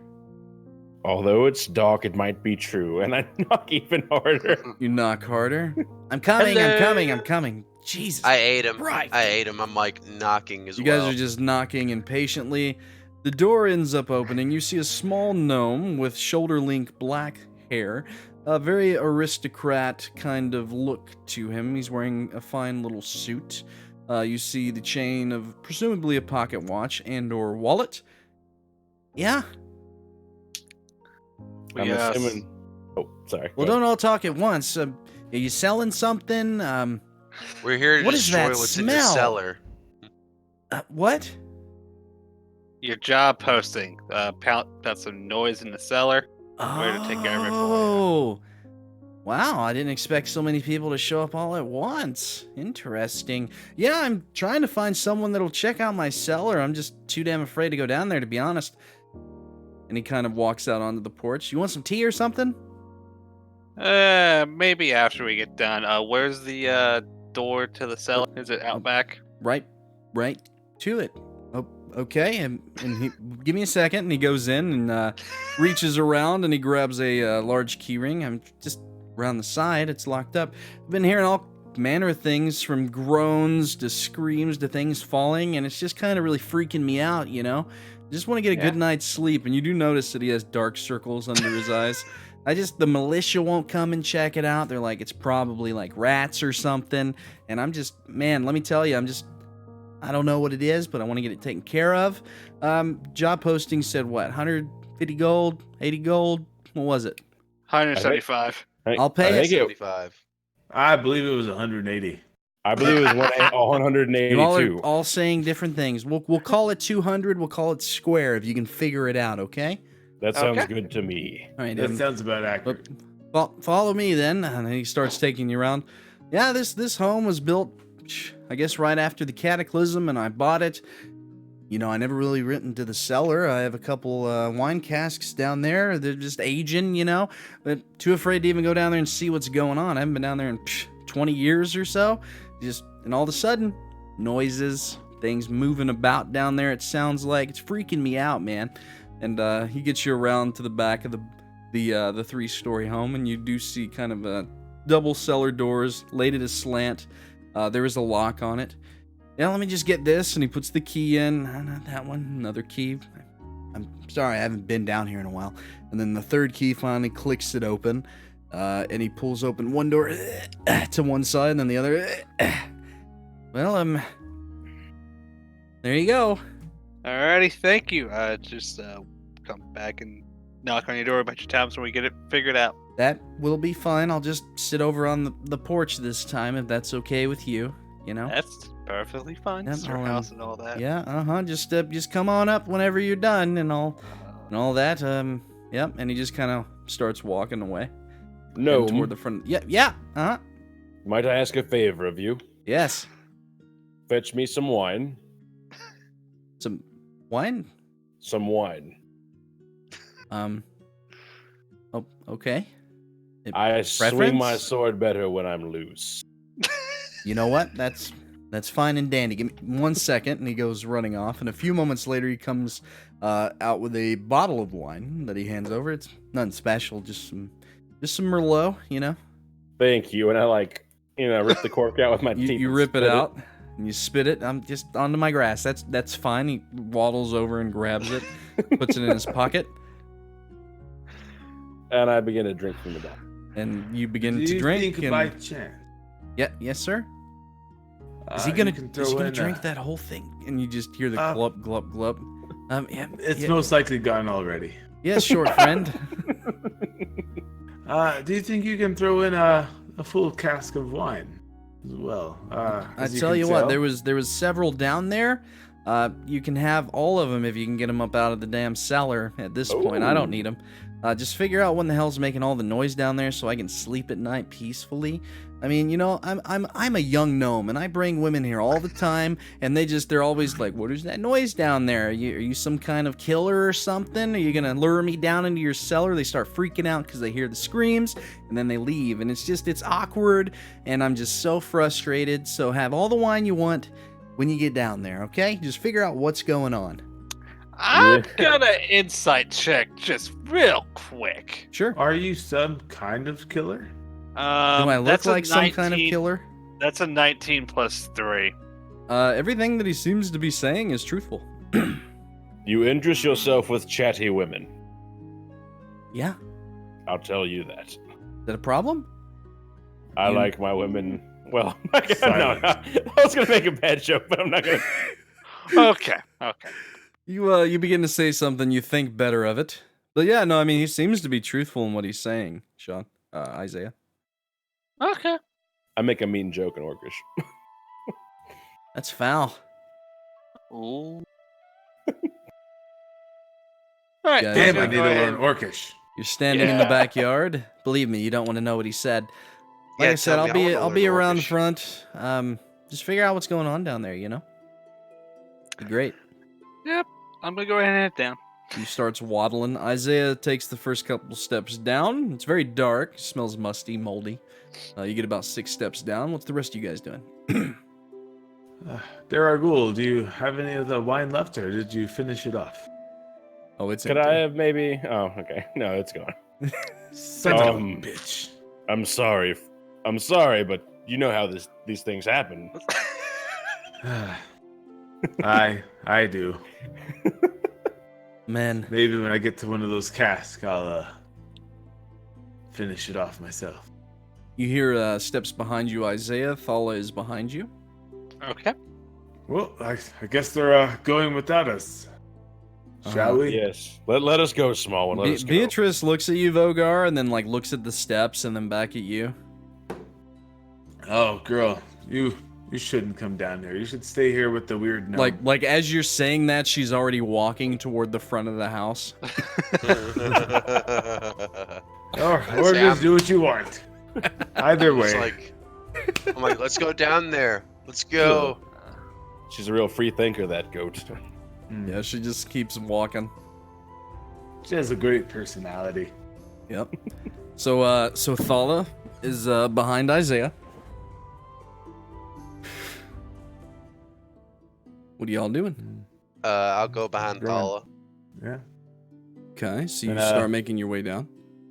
I'll go down behind Honest. Sure, I'll you bring start you, making to your way Sutherland. down. You I'll gonna bring be up the the caboose, Mr. Mhm. Daraguul? Bringing up the rear end. All right, so you start Yeah, making... all on the pain train. Oh, that could be taken a few different ways. How terrifying.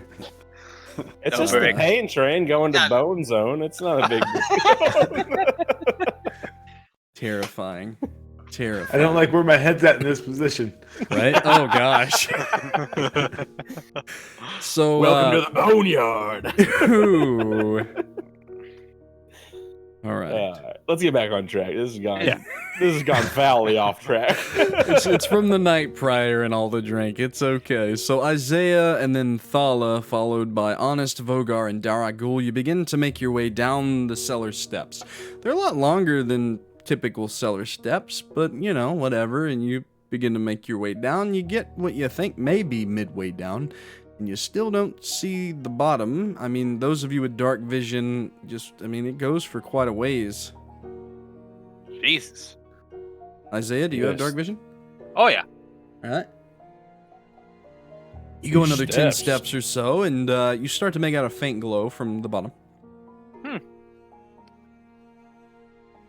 About fucking time. I know.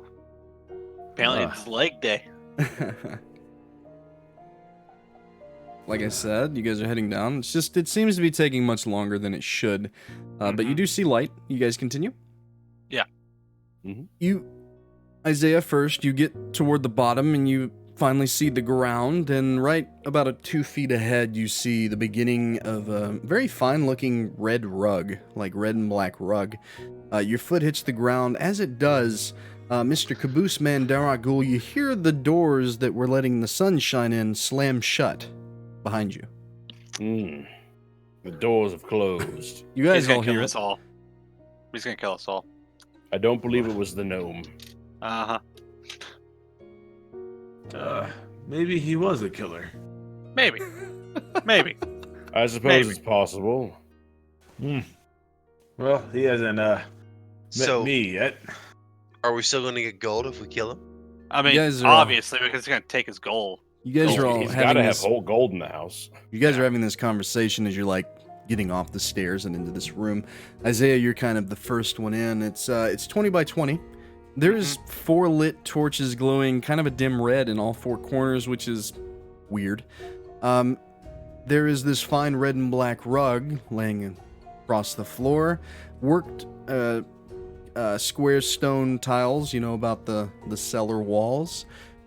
There's also a very fine piano in the right corner.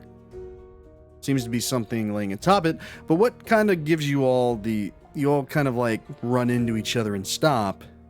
You look up in the center of the room and there's a chain. But dangling from that chain is Gilbert. Upside down. Oh no. His throat's slit. There's blood dripping into a bucket underneath. It's cold down here. You hate to see it. You just hate to see this sort of thing. Son Wow. We just gone into a horror show, more or less. Am I the only one that's Wow. slightly confused? I mean, we're all confused at this point. The guy we were talking to is now hung upside down, gutted like a fish. Yeah, could I roll like a wisdom check on the situation? Like maybe For what? What are Oh, you what trying? the- Like For like what? is it like so Tell like me anything. Literally anything. Tell me what Yeah, you're it's trying just- to do right now. is it like a haunting or like Is it? Do you have anything that can help you discern such a thing? I'm a paladin? I don't know. What do you We'll have in start your with my tool box, stone buddy? Detect good or evil. Hint. Evil. You know, I might have some spells. Like I said, you all kind of ran into each other and are just flabbergasted at the sight. Thala turns speechless, runs back up the stairs to the doors These things ain't budging. Like a Yeah, fucking the bricks lock. are on top of them. Probably. I can't even see the light on the other side. I would have used my cane to like poke the Fuck, I hope bottom Beatrice is like a- landing to see if like there's any traps at the bottom of the floor, like the bottom step. Sure. Get- Good evening, Lyracy. Lyracy says, hello, my fellow knights. Hello. Hey, Lyracy, welcome Or, back. We're in some sort of haunted house. This is great. Things are getting Oh, rough. it's a cellar. It's a cellar. We're in the Mhm, haunted mhm. cellars. So you go and you start poking your stick around looking for traps. Go ahead and roll for me an investigation check. All right. Investigation 18 plus 2, unnatural 20. So are you just doing the floor? I'll do the general vicinity next to me. Sure. Okay. So you're going for around the floor in the general vicinity. Nothing moves or jumps out or anything like that. Nothing clicks. Okay, well, it's not trapped, so I'll go ahead and take a step off of the stairs and Mhm. into like the bottom floor, I guess. Mm-hmm. You step down. You're in this room, 20 by 20. I'm gonna go ahead and poke Gilbert with my cane. Is it real? Is he real? You go over and you poke Gilbert Dowry, who's hanging upside down. Mm-hmm. 4 players and only 3 showing up on D&D thing. No. Oh boy, The Shawn, overlay, it seems yeah. like you are not on the overlay, my dude. By the way, hi, Alpha Blue Official. Is Alpha Blue Official one of you guys? No? No. Oh, cool. Yes, There you you are. Hello, hail fellows, well met. So, we'll get Shawn's Isaiah's character Yeah. on there. I'm mad at him now because I thought it was there. Anyways, he is playing Isaiah Krowleigh. He is a variant human druid, level 3. Yep. Circle the moon. Circle of the moon. All right. So you go up and you poke the body and it starts to sway. It seems there. Okay. That solves that question. Okay. Uh-huh. As you got close, there's the bucket on the ground. It's rusted and there's coagulated blood sitting in it. So it's been here a while. Seems to be. Was there a door at the end of the 20 by 20?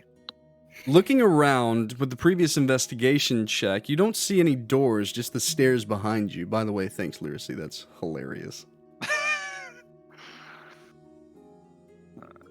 Okay. Do I notice anything with the stonework at all? Being what you are, this is definitely dwarven made, but old, like pre-War of the Second Age, pre-Cataclysm. I don't like this. Something on your mind, halfling? Stonework seems old. Very old. I kind of go inspect the stonework itself. You go over and you start to kind of run your hands along the walls. It's very cold, almost icy to the touch. Getting a closer look, it's definitely aged, probably at least 200 years old. And it's definitely work of like the old dwarves. By the way, we're playing in a homebrew world called Alora, something that I've made, Lyracy. It's not a Critical Role world. You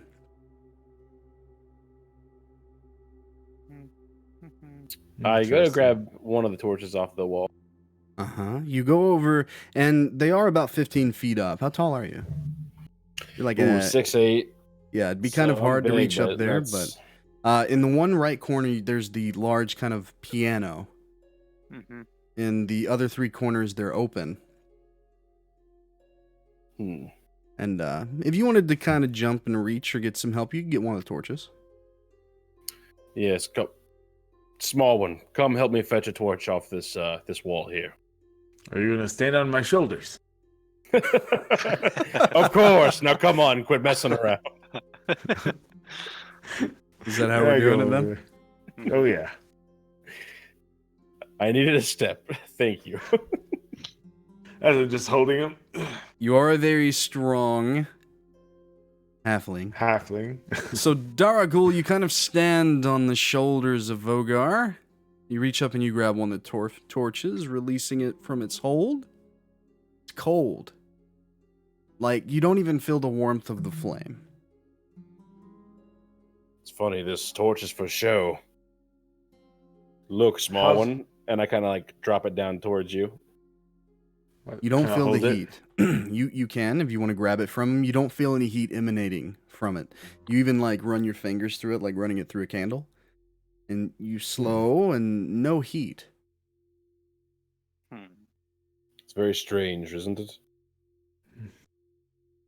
I don't know what it is with you guys. I ended up in small underground caverns, and weird things are happening. Still the piano.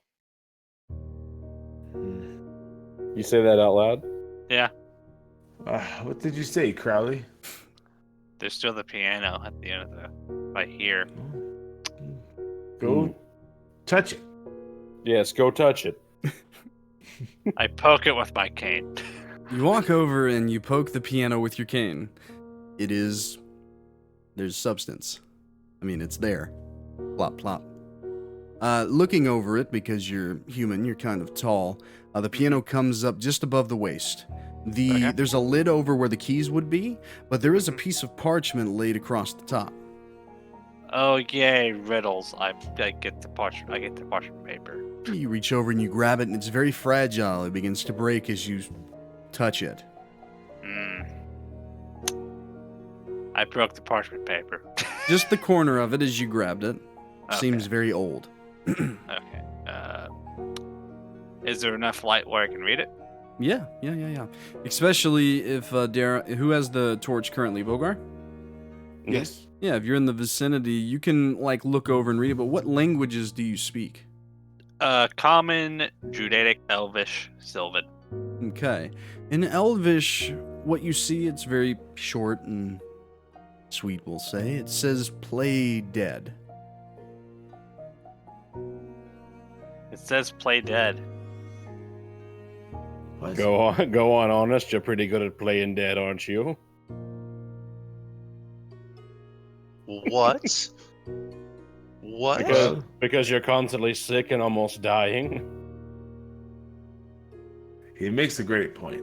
Don't worry, it's a joke. I'll read it if you need me to. Jeez. No, the scroll said "play dead, friend." Mm-hmm.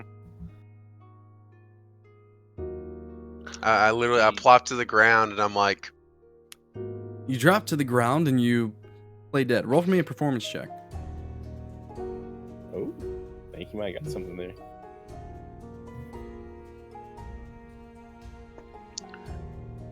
That's a good point, Lyracy. I might have to use that. Unfair advantage. I'm kidding. Chat's coming. No, I think it's great. Yeah. 3. With a 3, you kind of lay down, tongue out to the side, but everybody can see your chest rising and falling. You even let out a kind of a small snort because you're laughing at yourself. You're playing dead phenomenally, my friend. Lyracy asks, so side question about Honest's character. Do... That ASMR, raise spirit, human normally? In this situation, he looks like a human.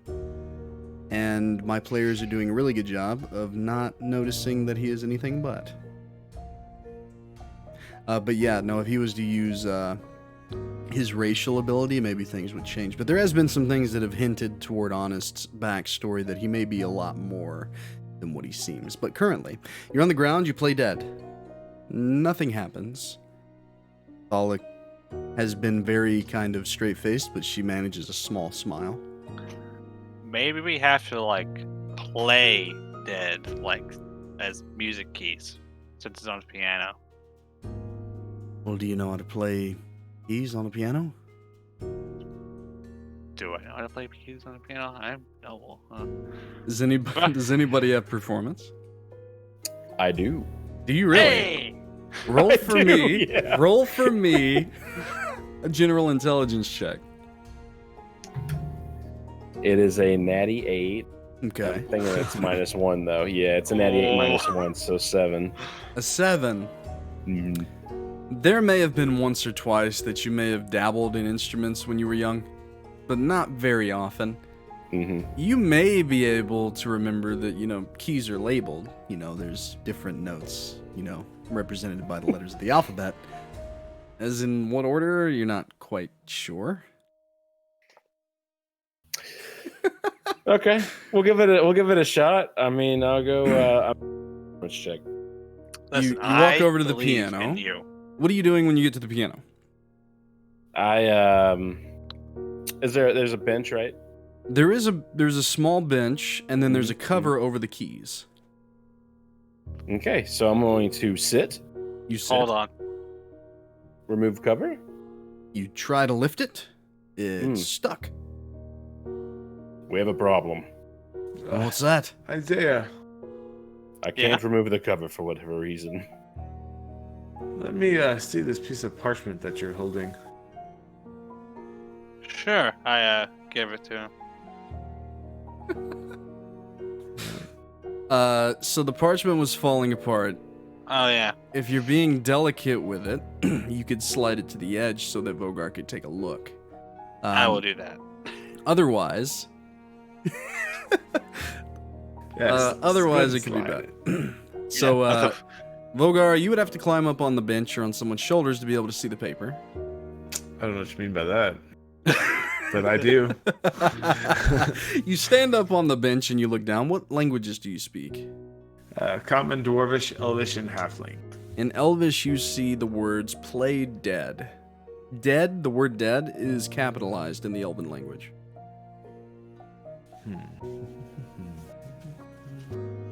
And I look over to Daraguul like, are you going to play the piano? Well, the cover's stuck, but the slide's up on it, right? The showing the inner workings? Yeah. It's not up. No. Can I try to lift it up? Trying to lift it up, it seems stuck as well.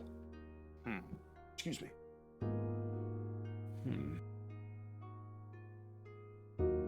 This is very odd. You're telling me. Thala, do you have anything?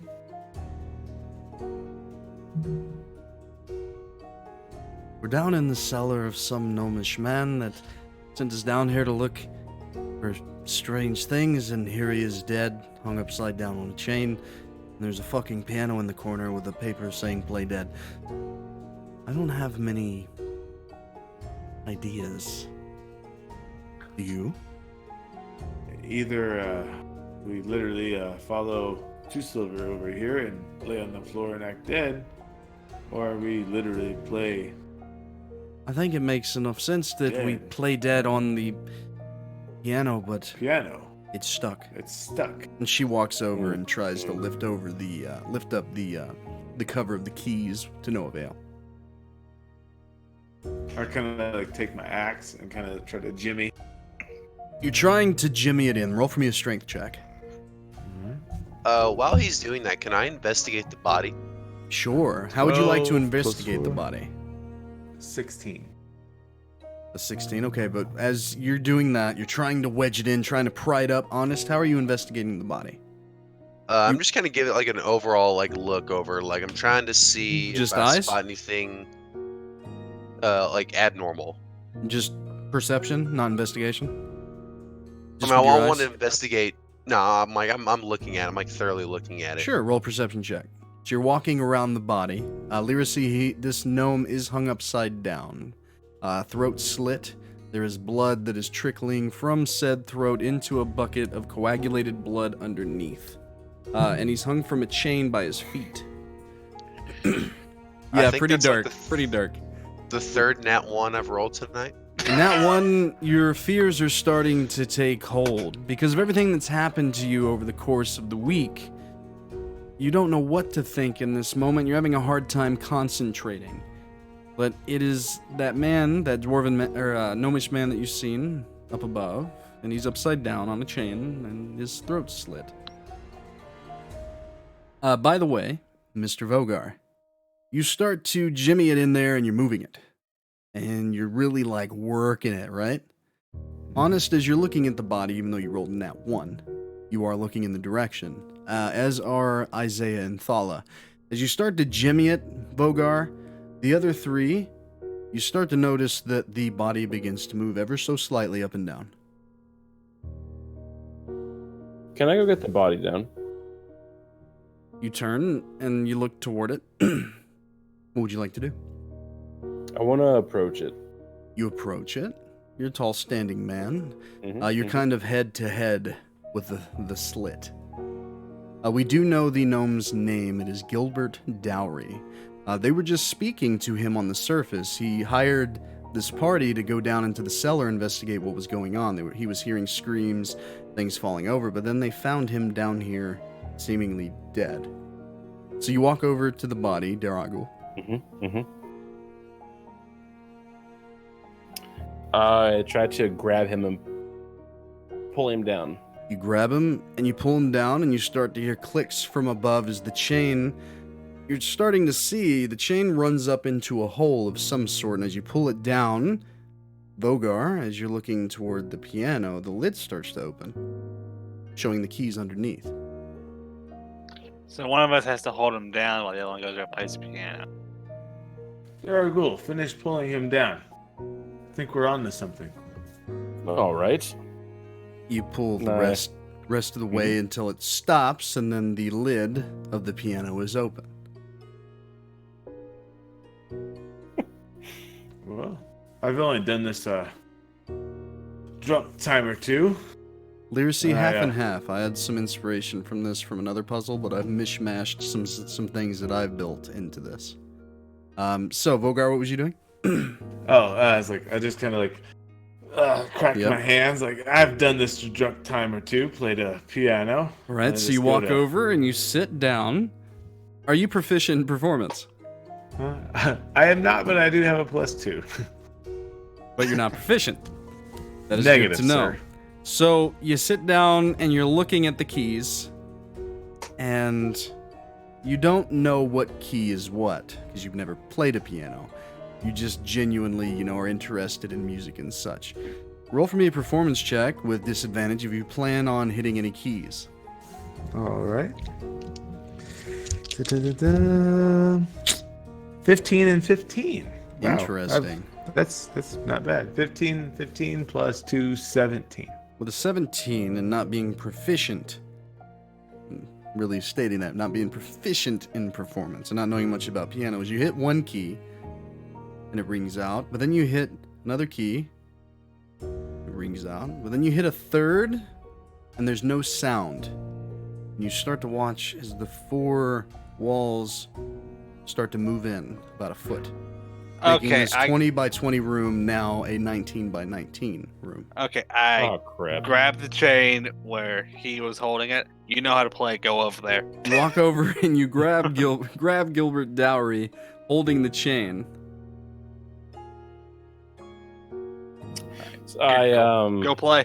Yes, I walk over to the piano, and I'm gonna give a shout out to chat for this one. I sit down at the piano, and I close my eyes. I sweep my fingers over the keys as I try to recall the childhood memories of playing any piano I had. With that, roll for me. Give me a history check. Also, Vogar, would you like to have remembered what keys you hit? Yes. Yeah. What's your intelligence score? 0. No, like the actual ability score overall. 10. Okay. 10. Yeah. You're not dumb. You remember the first 2 keys before something bad happened. But Daraguul, you go over and you start to think. Intelligence is a natty 12 minus 1, So an 11. so an 11. With an 11...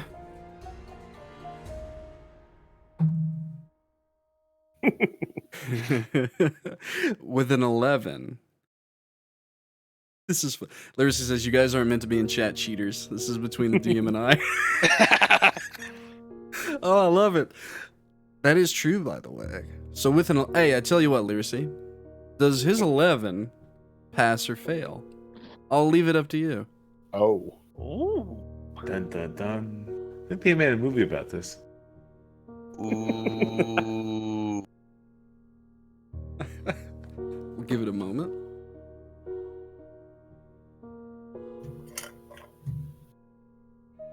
He fails.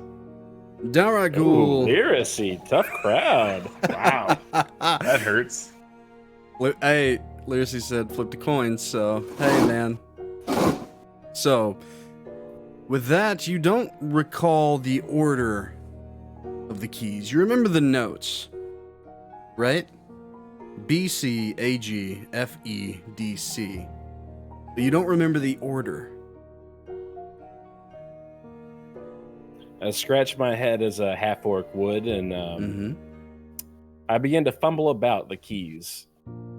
Do I notice which key he's hitting so I could tell him, like, hey, that one? You remember the first two keys, right? Yeah, yes. You remember the first two keys. You point them out, I'm assuming. Like, So, first key, second key. You know two of the keys. It is not. Okay, I play first key, second key, Boom. Boom. and then Roll for me a performance check. a natty 12 plus, I believe it's 4. Let me Nice. see. Oh, it's not bad. Performance plus 5, so natty 12 plus 5 is 17? Yes. So, with that, you would assume that the first key is D. And the second key, yeah, that's exactly right, Lucy. And the second key is E. Mm-hmm. And with that check, you're hoping to hit A. Mm-hmm. You hit it, and there's a ding. Oh, Now the what walls key do you stay. hit? The walls stay the same. Nothing's moving. Okay, so I want to come back to the original key that I hit first, Okay. and You're there? repeat that key. And you hit it. Mm-hmm. As you do, you start to hear the grinding of stone behind you. The walls begin to press in about 4 or 5 feet before stopping, and on the wall across from you, part of it starts to slide to the right, like forward towards you and then out. Darkness beyond some sort of opening. Ooh. We did it. All right. Move your fingers before. Isaiah, you were holding Yeah. Gilbert Dowry. Mm-hmm. And as that last key was hit, the walls began to move. You started to look around, your hands, there's nothing in them now. And you look back toward it as you felt something leaving there. And you see black smoke swirling, and then it starts to head in the direction of that opening. As you guys turn, you see this, the lights go out in the room. Those cold torches. Yeah, the cold torches go out in the room. Those, Mm, all of you have dark vision, I'm pretty sure. Thala grabs your arm, Vogar. It's colder than what it was before in here now. And then there's like a breeze, like a cold breeze from the cavern ahead. Towards the cavern. I have a bad feeling about this. I had it the second we saw a dwarf. I mean, gnome. Yeah, had Gnome. That's thin. Yeah, Two- gnome. That was not a gold. dwarf. How dare you? 200 gold. Let us do it. 200. He's yelled 200 gold. You guys are standing in the room, the cold air brushing across your cheeks and, exposed flesh. Believe we have no other I choice. I step forth. Yes. You The step doors forward. behind us are locked. We may as well push forward. You step forward, and the closer you get, and you haven't passed through the threshold yet, it's just darkness. Even with your dark vision, you don't penetrate through it. Do I sense that it's magical darkness, like it's being produced by something?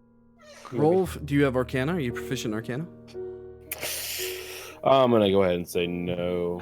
So, No, I would am say not with your proficient enough. months in the Willow Woodlands, you've seen similar darkness, but haven't been able to point toward one thing or the other, like what it is. It's just familiar. You start to get that sense. You've been dealing with these creatures of the dark for several months. This just smells of that. You remember those things we fought in the Willow Woodlands? Lyracy, thanks for the tip, by the way. 420. Which I ones? think you are our first Oh wow, yeah. tipper Thank you very much. ever. So you're like top of the list, awesome, amazing person right now. Thank you. Yes, thank you very much. Good lord. Appreciate it. So, I'm blushing. So let me try to get back on track. You are standing there, but like I said, it's that feeling in the dark. When we first met, in the Willow Woodlands, I had a similar feeling to this. Fighting those bone spikes. Bone needles. Bone Needles is needles. what you Those said. bone needles. Bone what? Don't I concern cannot pull- yourself with them, Crowley. Pull out both my hand axes. You pull out your hand axes. I give him a firm, kind of head nod, Yeah. and I I've got pull my out the great fists sword. out. You pull out your sword. So everybody's like readying themselves in front of this void opening. What do you guys do? Daraguul, since you know these creatures so well, how about you lead? I follow. Of course, small one. Let us go. Onwards, stinky one. Who goes in first? I do. I go in first. You take one step and then another through the darkness, and you begin to fall end over end for you don't know how long until you hit a thud. And then one after the other, falling, landing side by side, you all hit the wet, dewy earth and can feel the grass. You start to look around and you seem to be in a forested area. Daraguul, you look up and you see a charred black willow tree in front of you. You see a chain hanging from it. And to the left, walking toward the right, you see the form of Gilbert Dowry, throat agashed, walking, smiling abnormally long. Then he disappears behind the tree. Then from the other side, you see claws kind of poking out. And with that, let's take a quick break, guys. Ooh, I'm spooked now. I'm throwing it on the break screen, but let me turn the intro song off. Never just. But everything's still on. So on an entirely, Lyracy says, on an entirely side note, if you ever do a channel currency for watching the channel, I've seen streams allow spend to give a PC or DM advantage or disadvantage on their next skill attack, etc. It was pretty fun to be able to mildly influence things. Never trust the thunderstruck tree. I have thought about implementing something like that into the game where I can allow chat to kind of get in on the game. I like that. Just idea. with you kind of talking and stuff, I don't mind. That's why I asked. But yeah, no, I would definitely look into something like that. I think that'd be really cool. It makes things a lot more interactive, and it makes things more fun for me, because I do a lot of improv-y kind of stuff. I'm going to go ahead and put it back on this. We do a lot of improv-y kind of stuff too. anyway.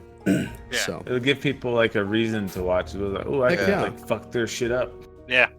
yeah, very mild, just advantage or disadvantage. Because 5e, which is what we're playing, is kind of built on that, and it doesn't entirely screw things over. It's not like I'm going to be like, okay, does A or B It's live not or a minus die? 10. Yeah, I think Lyris makes a good point. It does kind of break the immersion too when you let him influence the game. And that It does in a way, but it's also very fun, and we are sitting here streaming on True. Twitch, so Yeah. I don't mind it. But I will think about it and try and find a way. I'll probably ban my players from looking at chat, and then we'll have to come up with a name for those in chat. Maybe some outside force of some kind that we refer to in a time of chance. Because I've always liked. There's been times where I've designated someone at the beginning of a session to be the holder of the chance dice or something like that. Our random we'll- dice roller. Yep, of the random night. dice roller of the night. So maybe we'll just What is Make one of the chat be names of that your thing. gods? I was thinking just didn't know people were looking else. That'd be less spoiler with my guessing. I think the only people in chat was Ian, and that's just because I had him kind of keeping an eye on it for me and Yeah, making I sure. kind of monitor chat or not Yeah. chat, but the stream. But So like in my setup currently, I have one monitor to my left and then my main with my OBS and chat and everything in front of me. The one on the left is all the webcams. So until I add a third one to my new computer, it's kind of hard for me to have anything else open. When you guys stream, like, what's your schedule? Every Friday right around midnight. I say midnight loosely. It's usually 12:30, 12:45 that we get on. My bad. Oh no, it's yeah. Ouch. So Justin has some things going on. Midnight I have- EST. Eastern Standard Time. Yep. Yes. yeah. I Midnight have a Eastern. Latina. Yeah. So, but Ian, are you still in chat? I'm in chat, but I can full screen it. No. Go ahead. No, just go ahead and stay in chat and chat with Lyracy real quick. I am going. Did you guys miss the hurricane? It nuked me here in Myrtle. Oh my goodness. We're in Indiana and Justin's in Nevada. Yeah. But Far away from it. Ian, sit here and talk to Lyracy real quick while I run to the restroom. Okay. I gotta go pee as well. We But, did though. We gotta- missed the hurricane. Yeah, but T's and P's if you got hit by it. Yeah. I do have a family though. My mother-in-law lives down there. Mm-hmm. Yeah, I played dirty. I played to win. Yeah. We met. I was actually friends with this guy Robert, who was actually Brad's brother-in-law, and that's how I met Brad. Weirdly enough, though, me and Brad rode the same bus whenever we were really young. I think I was in the 5th grade, and Brad was in the 9th grade, and we met. And we were actually friends before me and his brother-in-law. Brad moved to Tennessee, I think when he was a sophomore, and then I met Robert when I was in the 9th grade. We were friends up until, we're still friends, but Yeah. Oh, cool. Nice, yeah. I'm sure it'll be fun. We like to play nice and loose with the rules too, so. Well, not loose. We follow the rules, but you know. Yeah. Rule of cool, usually. Well, cool. It gets you a long way. Rule of cool makes things interesting, exactly, yeah. Mm-hmm. Fun over rules. It doesn't hurt to know the rules, but... How long have you been playing D&D, Lyracy?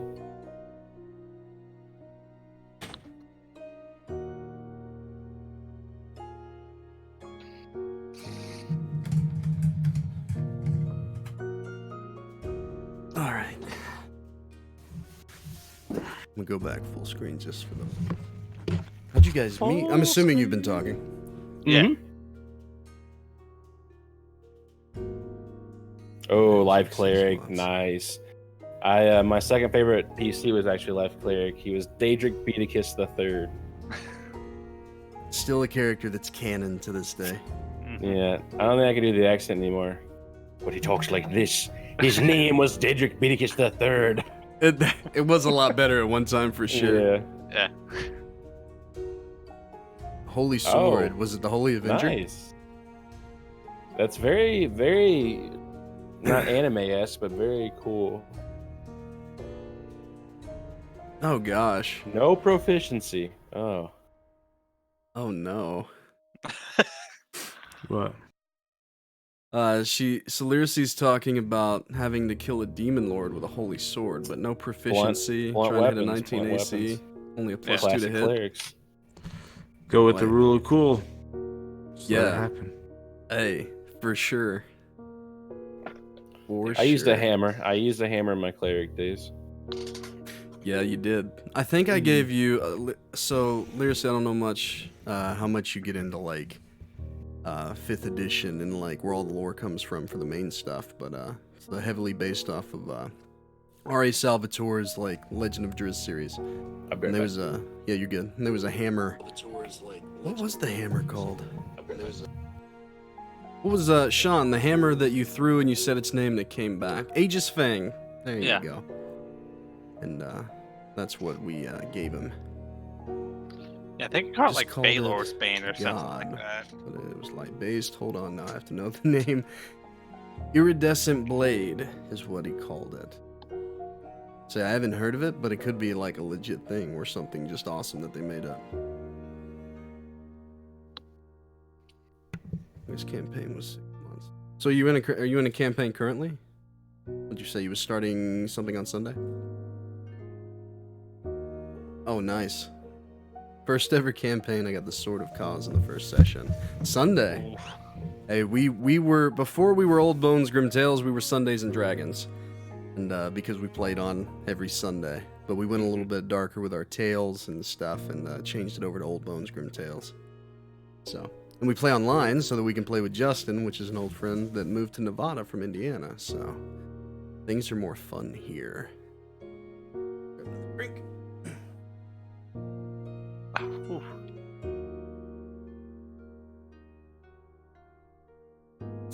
Sword can only do the light spell at first, but it got super OP later. So Ian's really big into weapons that level up like as you go. It's just kind of cool to keep your hands on a specific weapon that it like grows with you instead of like finding different things along your adventures. Curses are nice. Curses are nice. Runes, yeah, that's cool. Extra die, lifesteal, bat wings I could use, etc. Hey, listen, roll of cool, man. Like Jay was saying, especially on like cool. Yeah, like this campaign is heavily based off of our original campaign that we ran for 2 years with Ian and Shawn, and then we had some other people. Wyler and Jay's relatively new to our group, so light up with milestones. I'm very new. Very new, very. But oh gosh. So let's go ahead and jump back into the last part of tonight's session. Ian, I give you permission to keep an eye on chat. Literacy, just don't spoil him too much, you know? So, welcome all back from break. You guys just stepped forward through some dark threshold in the cellar of Gilbert Dowry's estate. Not the inside leaks. You all fell and you hit dew-strewn grass. As you began to stand, you seen that figure of Gilbert Dowry walking across the forest floor behind a burnt willow tree. And out the side, you see a claw kind of protruding, and then it comes back in. Daraguul, you recognize this tree. Maybe it's not the specific one, but you do see the half of the insignia of Azaran, the two-faced coin, with the mocking smile on the left side and the right side missing.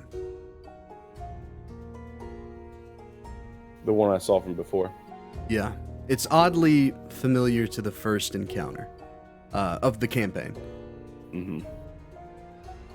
Excuse me. You know when we first met, small one? Yes.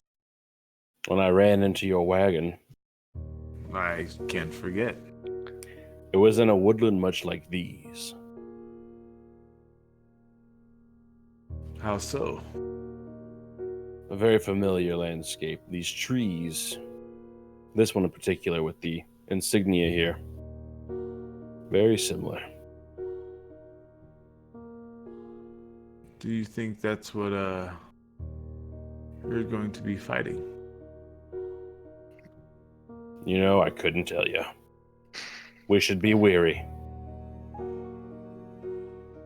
I'm very weary since the very long steps all the way down before we got to that room. And then it just went to shit since then. I approached the tree. You said I saw claws around it, right? You seen Gilbert walk from behind it, into behind out of sight. Then you saw a claw reach out from one side and then pull back in. Abnormally long fingers and jagged. As you look with your orcish sight, you do see kind of grooves on the side of that tree where something may have scraped. What do I see with my orc eyes? You have special eyes. Daraguul, what do your orc eyes see? All of you've seen it. Thala, by the way, has gotten close to you, Daraguul, and has kind of grabbed onto your shoulder. She's pale, shaking.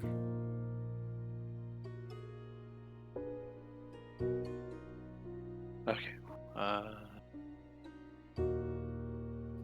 I'm just sort of looking, just like trying to see any kind of movement.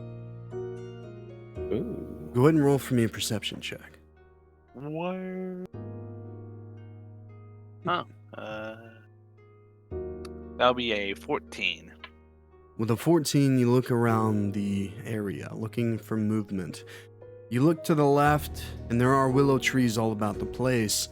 You look to the left, you think you see a face, but it dodges behind a tree. Then you look to the tree next to it, and the same thing. Shadowy eyes that are darting behind trees just out of your periphery every time that you turn. The rest of you, with your passive perceptions, you start noticing this all around you. Daraguul, Every now and then you see a head poke out from the tree, the burnt one right in front of you, eyes, and then blood dripping from a cut throat, that of Gilbert Dowry. As a paladin of the Order of Azaran, you can sense the dead. They are all around you, dark spirits. But there's not exactly a sense of danger. Where is that place we were supposed to go? Like for that friend of yours. Oh, my friend. I know where he lives, but we were only supposed to gather supplies for him. But there was like this pond or lake they were supposed to go to. What was that thing called? You fool, how could you forget? You know. It's the Lake of Mirrors. Oh, Lake of Mirrors. Okay. I'm getting carried over here, bro. Just let it happen. I do believe I'd rather go back up into out of the cellar and go do that instead. I do not like it down here. Or I'm thinking that we're close. Maybe. How so? I don't understand. We were just in a cellar. Well, now we are out here. Magic? I don't know. It's a magical world. Obviously, we're not back in the cellar. His armor does point north, so I guess I have seen it all. By the way, Daraguul, as he says that, you do try to funnel a little bit of divine energy into your armor, and like looking at a compass affected by the gravitational pull of an odd place, it's spinning. You can't get a bearing on north. I think we're fucked. You see, my armor does not even know where north is, and it's specifically designed to point me towards true north. So we're in a place where north doesn't exist, or we're just fucked. Exactly. Walk up and poke his armor. Is your armor broken? And I kind of thrust it. I don't believe so. Vogar, you walk up and you kind of poke the armor, and it's sturdy and it seems fine.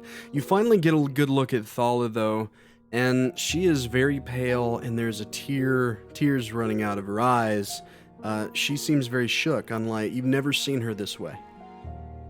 Thala, what is it? Are you okay? She seems to be like tunnel vision, gazing away, straight at that tree.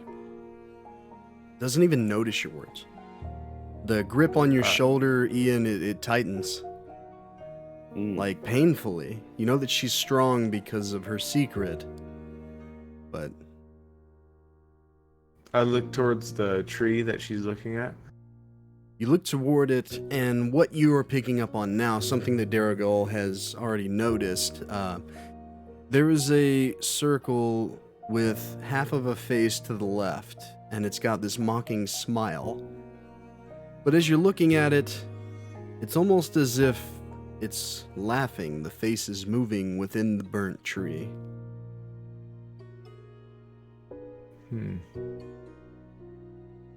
It's unsettling, to say the least.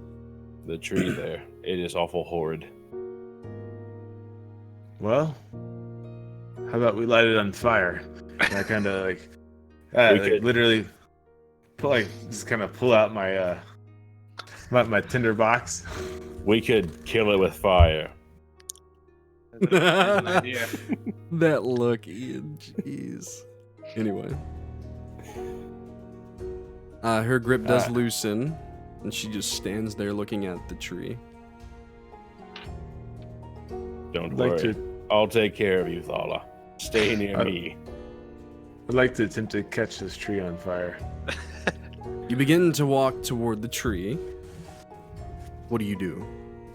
And the rest of you, what are you doing? Looking at how this is gonna go down. So you're standing back, looking at Vogar walked forward. Honest, what are you doing? I've got my quarterstaff out, and I'm right behind Vogar. All right, so you're moving up with Vogar. Daraguul? I stay by Thala as she's seems to be frightened. So Isaiah and Daraguul, you guys are kind of hanging back with Thala. Yeah. Okay. Vogar, Honest, you move forward. Honest, you're flanking Vogar. You get close to the tree, Vogar. It's before you. You kind of peer around. You're around. You don't see anything. Other than looking at the other trees and the shadowy faces that hide behind them, almost like scared children whenever you look.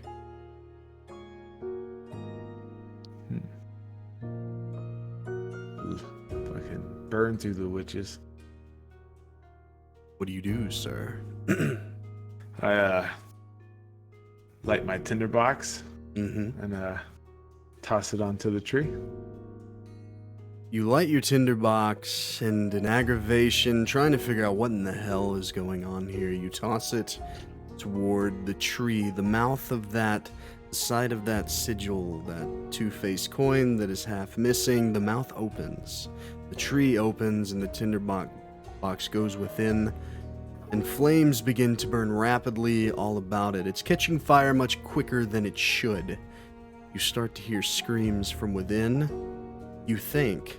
But then you notice that the screams are coming from Thala. Daraguul, Honest, Isaiah. She is screaming. She's grabbing the side of her head. Can I grab her and You turn. I'm gonna. Go ahead. What? What was you gonna do? I was gonna try to use my lay on hands pull, the 5 to try and get rid of a cure disease. She's poison? she's holding the sides of her head. She's screaming. She's holding her ears. It's just screams. There's no words. And you turn and you go to grab her, but your hands pass through shadows as her form shimmers. She takes a step back, and then another. The screams kind of subside. The tree burning. She falls to her knees.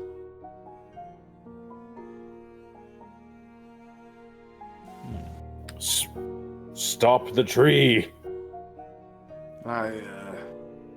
It's on fire. Yes, put it out, small one. And Vogar, you're like looking back and forth. The tree is on fire, but it's not burning down. You do notice. I think you're killing Thala. You do notice that there's a slit in the front of the tree that is forming. And as you turn back and look at it, like before when you saw the claws, there is now 2 hands with elongated fingers coming around to the front, and then grabbing that slit, and then kind of pulling it to the side, slowly. The flames begin to die down, turning blue, white, green, and then into nothing but black smoke as it puffs up, turning to gray. Before you, Vogar, is an opening in this tree. Thala is behind you all, on her knees, breathing heavily. Thala, what is it? I don't understand. Why? Is it like this ghost earlier? Her head slowly rises, and the eyes flicker, but you don't see pupils, just blackness. Tears are running down the face. Sorry. Truly. In a moment, time, her form changes into that of the black-furred beast. The scream and her fist rise and fall in quick succession onto the ground as everything around you begins to tear apart and you begin to fall. I need everybody to make for me dexterity saving throws. Oh, baby. Hey. This is my favorite kind of saving throw. Isaiah? It's great. Yes. 14. 14. 9 plus 4. Oh, I got like almost the same thing, Shawn. I got a 4. Do you have plus 10? Oh, okay. No, I don't. I have -1. I have a plus 4, so that's nice. We're looking...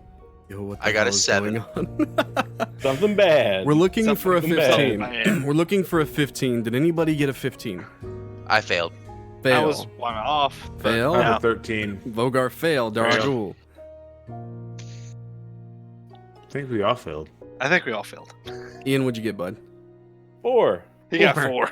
All of you take 14 points of bludgeoning damage as you fall for quite a time before hitting ground and then rolling, being scratched and bruised by stone, flopping over and over, down and down. It's cold and then it's hot.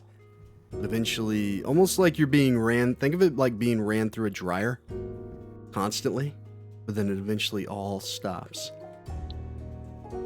One hell of a hangover. You guys, your eyes flicker open. You see stone above you. Not man-made, not man-carved or dwarf-carved. It's cavernous.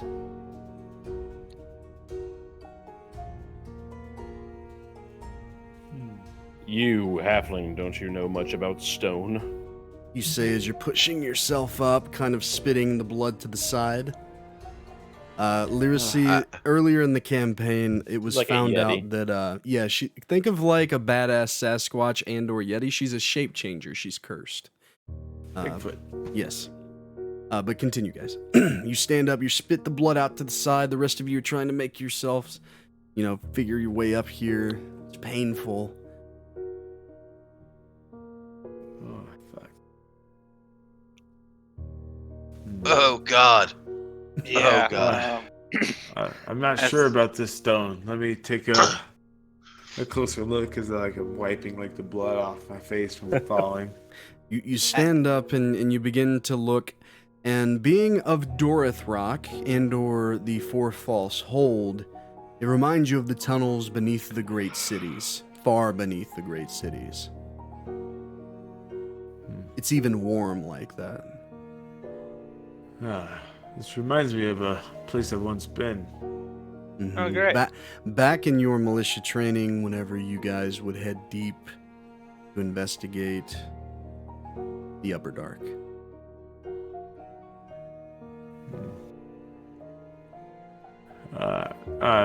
So with that, does it give me any kind of insight in itself on my surroundings?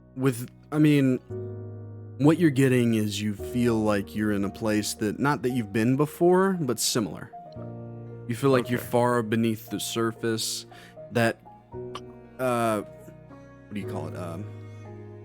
The fear of being encapsulated. What do you call it? Claustrophobic. Claustrophobic. You're feeling that. Forgive me, it's 4:05 in the morning. Yeah. You're feeling quite claustrophobic. It's just that feeling of warmth and heaviness. That there is, tons of rock and dirt above you. Cities, woodlands. Okay. You're pretty used to it. The rest of you a lot less, but you're in a tunnel of some sort. You see the din of some kind of glow, and Daraguul, you touch your armor, and you can now sense the direction. The northeast, there's some kind of din, and then behind you is only darkness. I don't even say anything. I just kind of start walking towards the. You begin to walk. Dimness.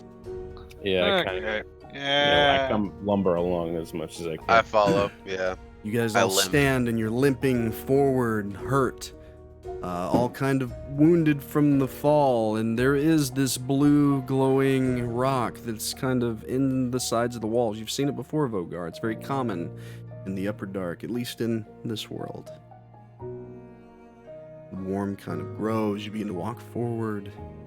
Eventually, before you, it's odd. Everything about this has been odd, but there is a door there, ahead, 40 or so feet.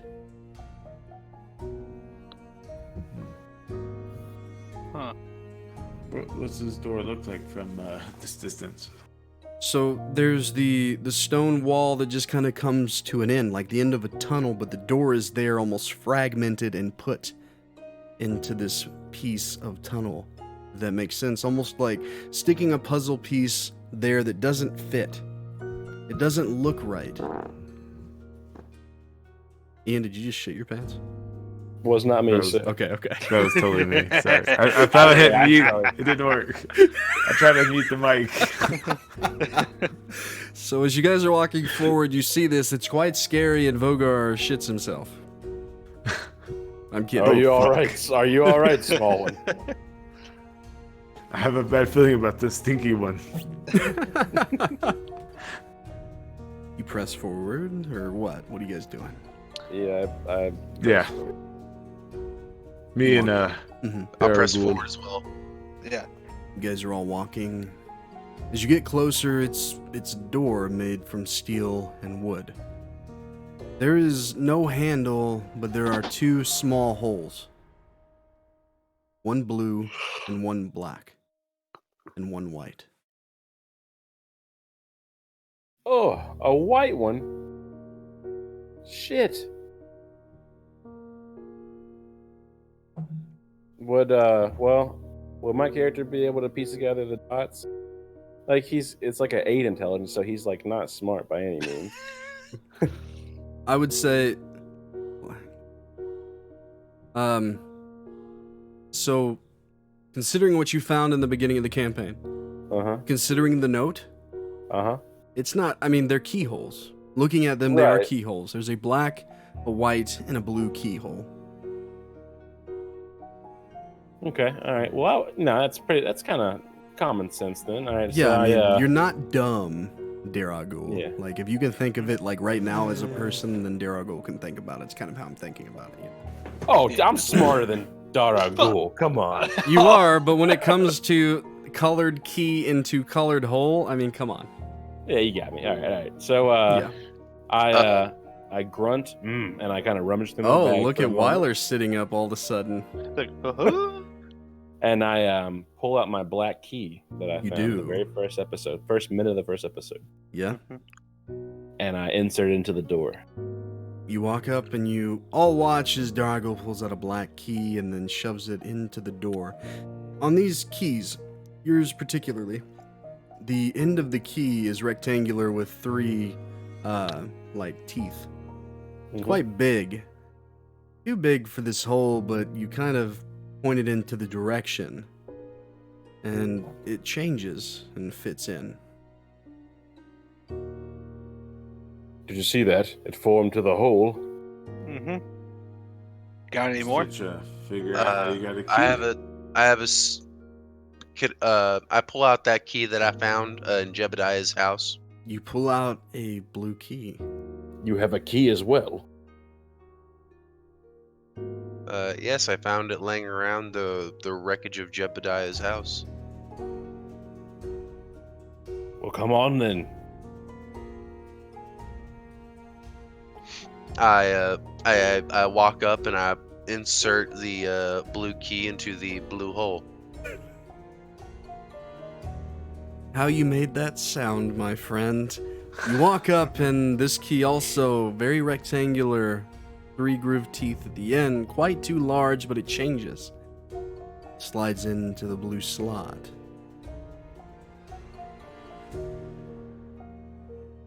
Nothing happened. Now we just need a third one. Well, fuck. Anyone else get a key? Isaiah, Only one for Oh. me. Oh, yeah. there is a family heirloom of which you carry. Oh shit. Yes. There is something hidden within. You never made quite sense of it. Mm-hmm. You can unscrew that heirloom at the center. Oh, okay. Got a little pocket inside, and ever since you can remember stealing it from your family, there was something hidden within. I unscrew. And You begin to look unscrew inside. it. You pull it open, and there sits the white key of Krowleigh. Oh shit. I insert the key into the white hole. You walk up, and as you push it in, there's this warm breeze that kind of overcomes you all. As you watch everything deteriorate around you, the rock ground turns to stone, brick. The sides become a city street. Above you, the night sky. You 3 stand there before a door, holding the keys. You look at this building and it's a keep of some sort. Daraguul, it's familiar. It's the keep of Sidea in the Radiant Way. It's been abandoned for years. It's just a storage facility for the Order of Azaran. You stand there before it, and you hear behind you, what we got here? You hear the footsteps. You turn, Daraguul, and you see Thax walking up. Men flanking him on either side. Thought you'd be coming for it? We were waiting. You're muted, Daraguul. Oof, big oof. Big oof. I'm going to crush your face betwixt my hands. Really? And he looks up toward the moon. I don't think so, Daraguul. I don't think so. You start to hear the bones cracking. You watch as these 5 individuals begin to change. Black hair protruding. They are animalistic, dog-like, but much bigger. Claws and fangs. They begin to step toward you. And with that, we are going to end tonight's session. We will pick up right there next week. As we just hit 4 a.m., guys, I'm sorry. It's 4:15. Jay's got to We be did- awake in like 2 hours to go do things. I do. Well, I'll be nice to the NPC. Seems like a friendly guy. Okay, maybe less so. I cast friends. So earlier, at the end of, I think it was last session, Thax Drell actually took Daraguul's position in the Order of Azaran. He took my And- job and my home. And yes, Lyracy, I am a big fan of cliffhangers, and I apologize. This will be settled next week, Lyracy. It definitely will be settled next week. You will get Oh, your fight, Lyracy. I am sorry that there were no combat encounters tonight, guys. Isaiah, you get an extra 50 bonus XP along with Vogar, just so you guys know. How much is it? That's all the XP that's being handed out for this one. We'll get more, of course, with some possible combat encounters next week, for sure. So, next time on Dragon Ball Z. That is so funny because that is what Ian said at the end of every one of our D&D sessions over the course of like 2 years, dude. Yeah. Mm-hmm. Next That time is on so- Dragon Ball Z. Find so out next time crazy. on Dragon Ball Z. Did everybody enjoy the session? Yeah, absolutely. I'm sorry that it wasn't, action-packed or anything. It was just kind of plot development, so I do apologize for that. Dude, the puzzle? I love the puzzle. You kidding me? I did like the puzzle's puzzle. great. I did like the puzzle a lot. Yeah, I took, I was reading and I took, 2 puzzles and then some creepiness from my own mind and kind of merged it all together. The play dead idea wasn't mine because I don't play a piano and I didn't know that it was, the keys are C, D, E, F, G, A, B, C in that order. Mm. Like over and over in the different keys or whatever. So that wasn't my idea, but I thought it was pretty cool. I liked sure. it. I liked it a lot. I like it. Because I don't know shit about it, and my intelligence was a +0, so I was like, well, this makes sense. Yeah. Oh man, I hate hinting on cliffhangers too. I can't wait for next Friday now. Damn it. There's a big old payoff coming next week, though. Big old Maybe. payoff. Yeah. No, it's super creepy with everything going on, and that's kind of how I like it. So I'm gonna die. maybe. My only complaint about the puzzle is that it was very role reliant, and at least at surface, it didn't seem to have any other solution. A little bit, yeah. For sure. No, I agree with that. Maybe if there was a visual, but it's not easy to do a visual when you're not at the table. My you know? my idea Yeah. was that I thought the players would focus on the blood in the bucket for whatever reason. They would think that that was important. Not just that it was as easy as pulling the chain to lift the lid and then playing dead. Which that's now that you see it, it's straightforward, right? But I thought that Yeah. maybe they would think that the blood had something to do with it and that they would spend time trying to I don't even know, trying to put the blood back in the body or something, which would have I led, dumped the blood on which my would head. have led to like weight difference He would and have the been chain heavier. maybe moving. He would have dragged. So Okay, I get it. yeah, so I mean, it was just it was easy in a sense, but at the same time, you know, playing dead was clever, and I originally thought that without the piano idea, like the play dead letter, like doing that, and I've done something like that before, but to a much further extent with Wyler. He actually had to like give his hand to get through trial before Ooh, I on love bypass that. campaigns. I loved that. It though. was Oh, so God. hardcore, dude. It was super dark.